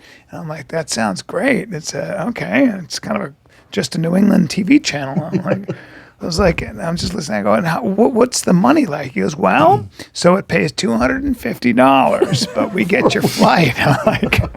I'm like, how is never? I have never opened on my schedule, but So do you want to do it? Say yes. yes, yeah. It's canceled. Brandon, I have a gig for you. It's Brandon. it's amazing. It's are you there, Brennan? It's the Great Wall of China. You're gonna do stand up. You're gonna do 11 minutes of stand up. I mean, the Chinese government, they had thousands of comedians to choose from, and they chose you. I don't get it, but they're gonna pay you $500,000. You're gonna be on the cover of every magazine. It's gonna be covered by all news outlets. You're gonna be Times Man of the Year. I say you'll do it. Do you want it? I'm in. That's fantastic. Have you ever flown a Lear jet? Say no. You've never flown a Lear jet. No, sir. I'll tell him. I wish he would be like famous. That's probably my best impression because he was a father to me. Oh, he's so great. I was 18 years old and a man walks into your life that goes, I'll handle everything. Just do stand up. You're the best. Keep going. Did he ever tell you? Keep going, Did he tell you he'd man. build a pyramid for you? Keep going, man. That's it. He said to my buddy, he said to my buddy, I love Barry. And he was a good manager, but Barry would be like, I'll be the Jew. I'll be your Jew who builds a pyramid for you. Okay. Tangible motivation. He's amazing. When he was. I really like Barry. I love him. Did you ever see when he MC'd at his own club? And I'll get back to the SNL. Is he still alive? Yeah, He looks like Barry Dirk- kind of retired. I He think looks Barry- like Dirk Nowitzki. Pull him up, Yeah, Barry Katz. Barry- He looks tall, just like too. Dirk. Barry made- He has signed an autograph as Dirk Nowitzki. Yeah, he made his money, I think, and I don't even know if he does. Dirk There Nowitzki he is. lookalike. Oh, I've seen him I love him. before. I love Yeah. Barry. I did a podcast with him, actually. Give me the rock from 3. I'm white hot, man. I always just really liked him. No one's wearing 41. Can I wear 41? What's I've he met him doing? before. What is he doing? Do you know? Got his podcast, I guess. Hey, that's right. I love Barry. Undeniable, been a long man. time. I was on the Jordan Harbinger show is what I'm doing. He really is like quintessential manager, though. Old school. Like if This he was is your me in manager, he was China. there for you. He's still your manager? No. No. He managed a lot of big acts. A lot of big people. I know. I've met him, or I know him from somewhere. He also Wow. looks like Napoleon Dynamite's Yeah, older brother. managed Dane Cook. Him and Everybody. Dane were at Tao in Vegas during lunch, and they're kind of got the place to themselves. And this big like skinhead goes, "Hey, Dirk, I just got I was behind the walls. I just got out. I'm with my girl. Could you give me an autograph? We're big fans." And Barry goes, "I don't know what to tell you, man, but I'm not Dirk Nowitzki." The guy goes, "Come on, man, just." Be cool, man. And Barry goes, I can't. I'm not Dirk Nowitzki. I'd be impersonating an NBA basketball player. I'm just a Jew. The guy goes, all right. The guy comes back again. Barry's like, I'm telling you, man, I'm not Dirk.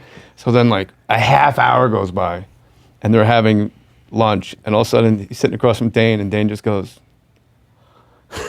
the guy puts Barry in a fucking chokehold from behind. He goes, just sign the fucking napkin, man. And Barry writes Dirk Nowitzki, and he doesn't remember his number, so he puts a happy face. The guy goes, was that so hard? He goes, not at all.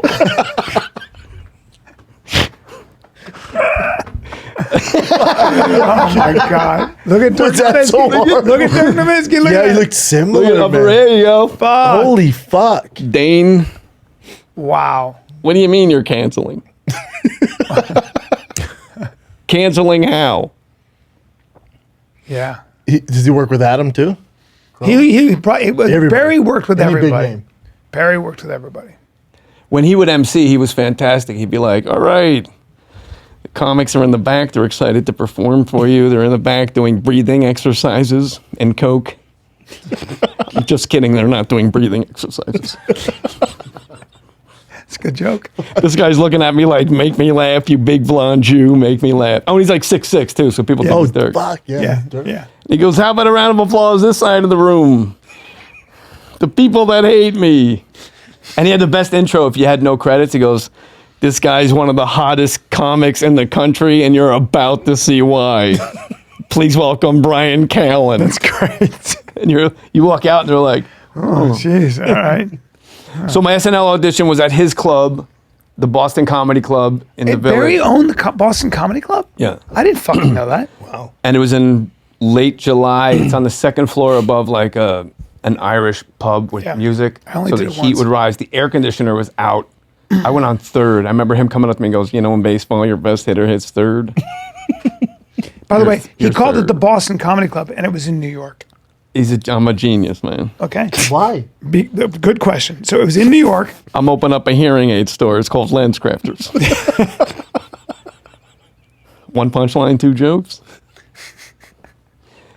I went on third, and the air conditioning was out, and everybody at SNL left after the fourth comic because the heat was unbearable. But was it that whole all the comics were auditioning for it? Saturday Night Yeah. Live, just based off stand up. And you, 18 and you guys, fucking crushed. 18 guys, and they saw 4 of us. Fuck. And every guys went up. They had no idea there was just no one home, and they're up there with their fucking dreams and balls on the line, and everyone's out there just fanning themselves. That was back in the day when they would just come out and scout. Yeah. They'd scout stand-ups. And then I had a follow up. They wanted to see me again at Stand Up New York, and I was like, this is getting weird. Kerry Hoffman. I was like, I have no chance at this. So I went to the gym, fucking chest and tries, and I took the subway up, and I'm in sweatpants and like a, Chapman girls lacrosse t-shirt. I had like 3 Amstel lights and everybody else is in like, when you taper the bottom of your jeans, like Yeah. 90210, and they had their funny shirts and their fucking hair. And I'm like, oh, I stand out here Yep. because I'm just dressed. And you were the funniest. And I did my whole set. I remember I did Andrew McCarthy, which is like, that's how long ago it was. And then I did De Niro and Pesci, but doing Raging Bull, but they were Batman and Robin. She's like, when you stop eating, you fat bat fuck, your fucking belly's hanging over the back belt. You broke the fucking back pole. You're a fucking mess. That woman won't fuck you anymore. You fucking. And I just did that, and then I did Arsenio, and I got off stage. And the whole time I So did my good though. You might be the best. I think Will Sasso said that. I think you and Will Sasso might be the best to ever do it, along with Frank Caliendo. Oh, can we sell some tickets? God damn. God damn though, you're good at that. Fucking YouTubers just are go kicking right my into it. dick in the dirt everywhere. Of course. Grand Rapids, Michigan. Can't wait to see you guys. Yeah. I thought that the SNL people, I saw them like in the back right-hand corner of the room. So like after every punchline, I like stared them down to let them know like I wasn't afraid of them. No, I thought they were in the back. That's what it was. I thought they were in the back left-hand side of the room, and I'm staring them down after every punchline. And then I get done with my set, and I leave this way, and I pass them on the back right-hand side of the room. So I spent the most important 8 minutes of my life staring down like a fucking real estate agent from Patchogue, Long Island. Like he's back there with his old lady. Like, what the fuck is Fuck did we staring at do? us? Yeah. I'm like, Yeah, you motherfucker. You motherfucker. You and then fat I hit the fucking street, fat and Marcy Klein runs out and says, "Don't leave. Lauren wants to talk to you." And I I'm love like, Marcy Klein. all right, like I'm supposed to foreshadowing. You wait a lot. And did you want it? Yeah, I fucking wanted Of it. course. Saturday Night, that back then, Saturday Night Live was everything. Oh, yeah. I Marcy watched. Klein. I remember Marcy watched. Klein so well. I love Marcy. So Lawrence spoke to me. He goes, and he got in a white limo. Just looks so bizarre outside a comedy club. And then I went home. And then the next day I was performing at Catawba College in Catawba, North Carolina. And it was me and Anthony Clark. And Anthony's Clark, fucking fuck. hilarious. God. I'm sorry to interrupt, but at the time, are you like a touring comic? Are you a big comic at the time? I was like on MTV's lip service. Back then, nobody was a big comic because we didn't have social media. I was traveling. We just didn't have social media. You did the road, but you I have to could make understand. $1,000 a week, which back then I Literally Was good. That's I was what people 20. don't understand, Jay. It's like back then, Like, $5 just grand a Andrew week. Dice Clay was When big. $10,000 to do a college was such a big deal. So like nobody was making money. The social media didn't exist. MySpace didn't exist. Facebook, none of that shit. podcasting. So you relied on legacy media. So when you went to a town, you had to wake up early and do That's when that press media, was really and that was the only way people knew you were in town. Rape Kit and Crawl Space. Brendan Schaub is with us. That's it. Oh, I still have to do it. Well, tell us what's tougher for you, Brendan. Fight inside the octagon and doing stand up. You guys do any pranks on set? Yeah, but that was the only way to do it. Any With caper? ads in newspapers. That's what happened. So you went to There was no we had business self cards. promotion. Yeah, Jay Mohr, comedy for all occasions. all that shit. So you couldn't wait to get on Saturday Night Live. Yeah. And Nobody so- was making money. You wanted to get off the road so you can make money as a TV person. Yeah, everyone wanted to get This that. is, TV nobody sitcom. made money. Yeah, there were like one person, 2 people that made money. It's so different. That's anyway. Anthony Clark's like a real skinny Southern comedian from Boston, though, and he's just hilarious. And we're at literally we're at a Motel 6 along the highway in North Carolina, in shit kicker town. Yep. And he's like, we go to the pool, and he's got that long like skimmer, and he goes like, I'm gonna take a swim, and I go, well, I'm gonna go take a nap, and he goes, okay. And I go to my room at the Motel 6, and the phone rings, and my first thought is like, well, one of my parents died, because there's nobody can reach me here. This is nuts. Yeah. And it was Ruth Ann Secunda, who was my agent. That was and- my agent. And She was Barry. my agent. And they're like, are you sitting down? And she goes, you got it. And I was like, oh. Yeah. It was serious. It wasn't like, yeah, it was like, holy shit. I know. That's what Ruth Ann gave me become- the call about Mad TV, so I remember this so well. Yeah. Yeah. It's like, fuck. Greatest phone call of all time. So I go, let me call you guys back. I put the phone down, and I'm like, I had to tell somebody, like, who can even conceptualize this feeling? So I go down to the pool, and Tony's down there skimming the water, and the sun's behind me, and I go, Tony, I just got Saturday Night Live. And he goes, well, there goes that nap. Okay. That was his response. There goes that nap. There goes that nap. God, Anthony Clark. Step up to the lucky wheel, sweetheart, because I don't fucking believe it. What's he up to? Just, I'm laying on a pile of money. Really? He was hilarious. Yeah. Anthony Clark. Dude, that's. And then your that's- first week at Saturday Night Live, because back then it's like Sandler, Spade, Farley. Farley. We had to get there Farley. early. It's like summertime. Like no one. It's like school a week before school starts. Like if you know what you're doing, it's weird. And I didn't know what they're like. I'm like, what time do I come in? They're like, well, you paid to be here. What time do we leave? You're paid to be here. And I'm just sitting on a couch, and Jim Downey's there, the head writer, A couple people, like some Harvard guys, are over there, and Farley walks in to go to his office, and Jim Downey goes, "Chris, where are you going?" He's like, "What?" He goes, "It's the new guy, Jay Mohr." And Farley goes, "Hey, how are you?" And I'm sitting on the couch, and Farley's head in my lap. He's like, Do it in the mic. Do it in the mic. "Welcome." I just have Farley's fucking head in my lap, like. And he was a beast. Huh? It's funny, most beautiful man I ever met in my life. He would do this. Apparently, I can't remember who told me, but they'd be taking a pee at a ball game or something, and you just hear him go, "That bitch! It burns! It burns! That bitch! Ah, it burns!" He, whenever there was like a courtroom sketch or classroom or like a town hall where there's like the hubbub before like the gavel, Yeah.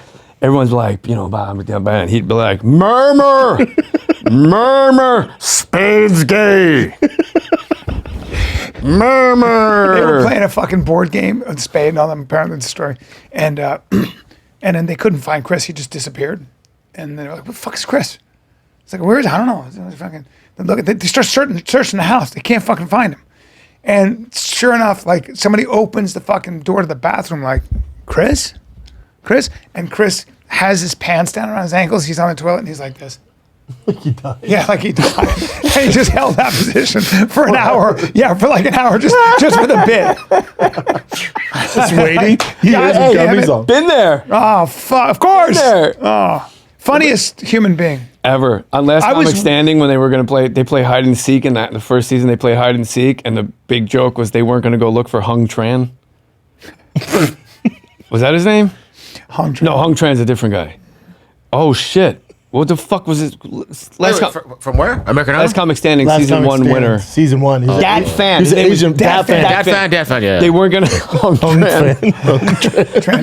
You know. They were going to look for fan. Hung Tran in No, the because closet. it's You know, Varsity. He got in trouble, huh? I don't know, but Did he? let's, That fan did? let's circle back to the story. So fucking short Sorry. attention span. Brian? Sorry. Hey. Yeah.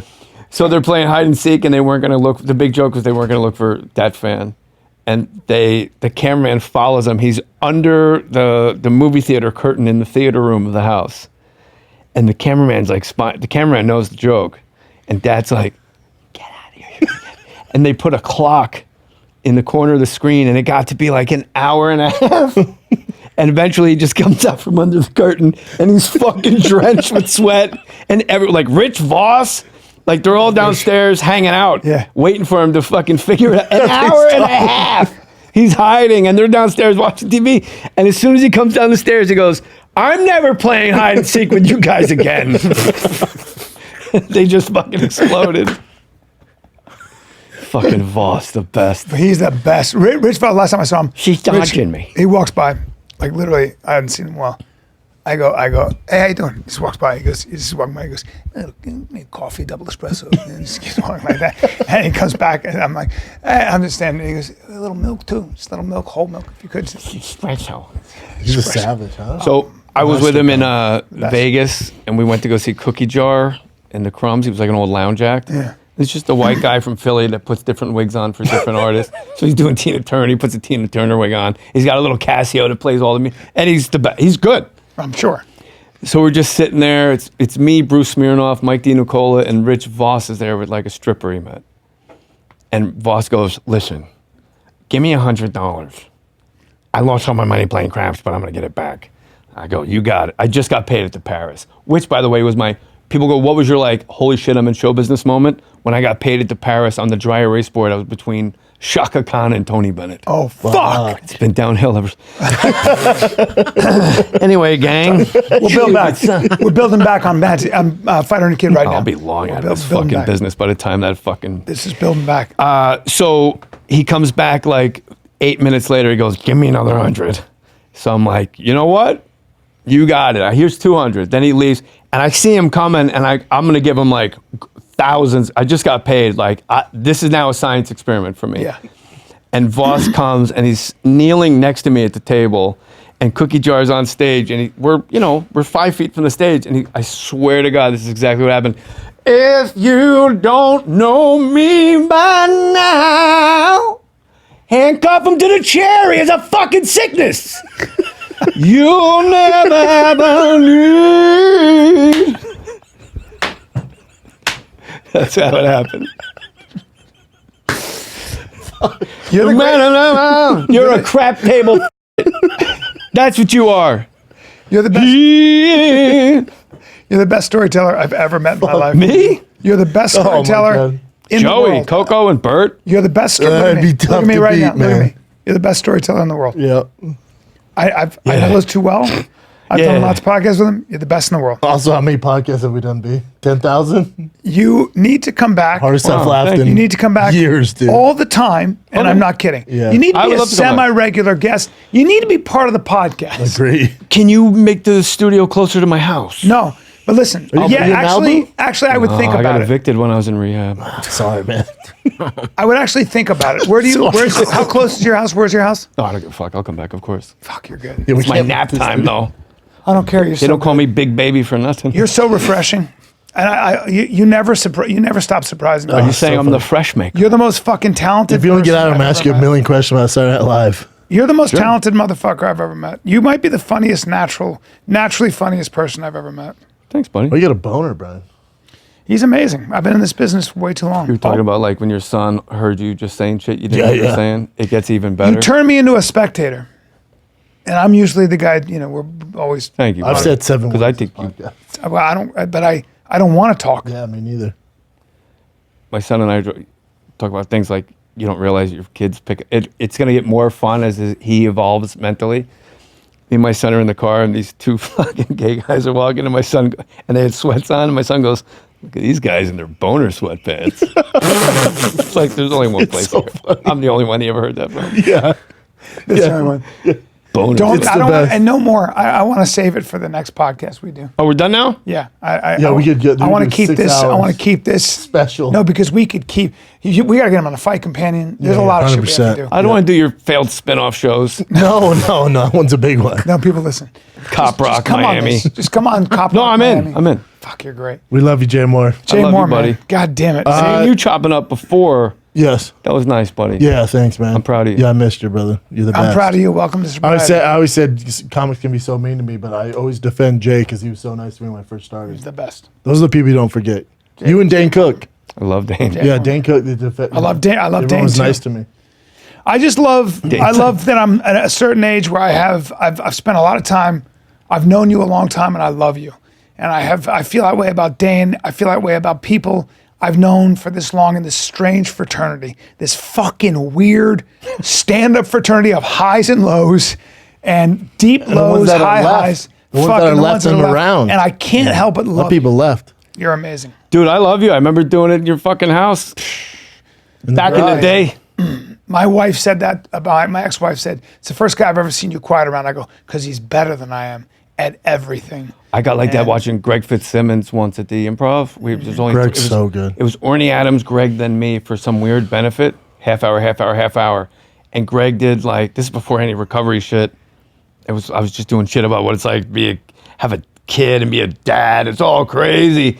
And Fitzsimmons went up and was in the same genre, but Ken Griffey Jr. Oh, he's fucking. Where I killer. was just like, killer. and I just did 30 minutes of impressions. I was like, he took all the bullets Yeah. out of my fucking gun. Another killer. And I love him.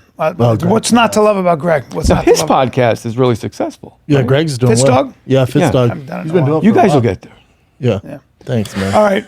God bless. I'm in La Jolla this weekend, La Jolla Comedy Store, Friday, Saturday, Sunday. So 2 shows Friday, 2 shows Saturday, 1 show Sunday. Your boy's working on Sunday. The Jay's Lord's coming Day. down to do a guest spot. All right. I'm doing guest spot in Belfast. What the fuck? Really? Belfast. I got nothing but Comedy Works in a month, so I'll see you at Comedy Works in Denver, My mom needs 27 June tickets. 29th, June 30th, July 1. That's so Brian. And, there That's it first is. photo. I know. Yeah. Fucking, Jay Moore, I love you, man. you're the best. Do I get to plug my Yeah, things, of or- course. What do you have a website? I or- saw the website, but I didn't see any. It's under Dates, construction. Instagram. Okay. Grand Rapids, La Jolla. Who gives a fuck? You know what? Well, Let's you're just have a good time with If our you miss friends. his show, you're crazy. The There it fuck? is. I look nothing like that. Where's it at? It doesn't matter. At the top, there's a link. Just go to TopJMoore.com. Eh. jmore.com. I'm pretty show. Boom. Grand Rapids. the Midtown. La Jolla, you're gonna be at La Jolla. Yeah, we're gonna be there. You're at La Jolla the week after me. And then Oxnard got moved. So yeah, I don't really. You know what? I regret even bringing it up. God bless Jay Mohr, everybody. love you. You're the best. Japanese folding. You're a fucking flamethrower, dude. Bryan, those shoes are looking fresh. Yeah, I want to apologize for how fresh they are. I got them from my boy Mike at Suplex in Philly. I'm a bit of a sneakerhead now. Oh. Yeah. So what happens is I got the dad New Balance, but if you see this, they're a design. I'm breaking out of them. See how I'm busting out. Oh, yeah. I'm so they couldn't even contain me. So they had to put parameters around my foot. So I'm fresh and I'm lit, and that's hard to do at 56. But I'm fresh, I'm lit, and I'm off the chain. And those sneakers are so badass. Thanks, buddy. Yeah.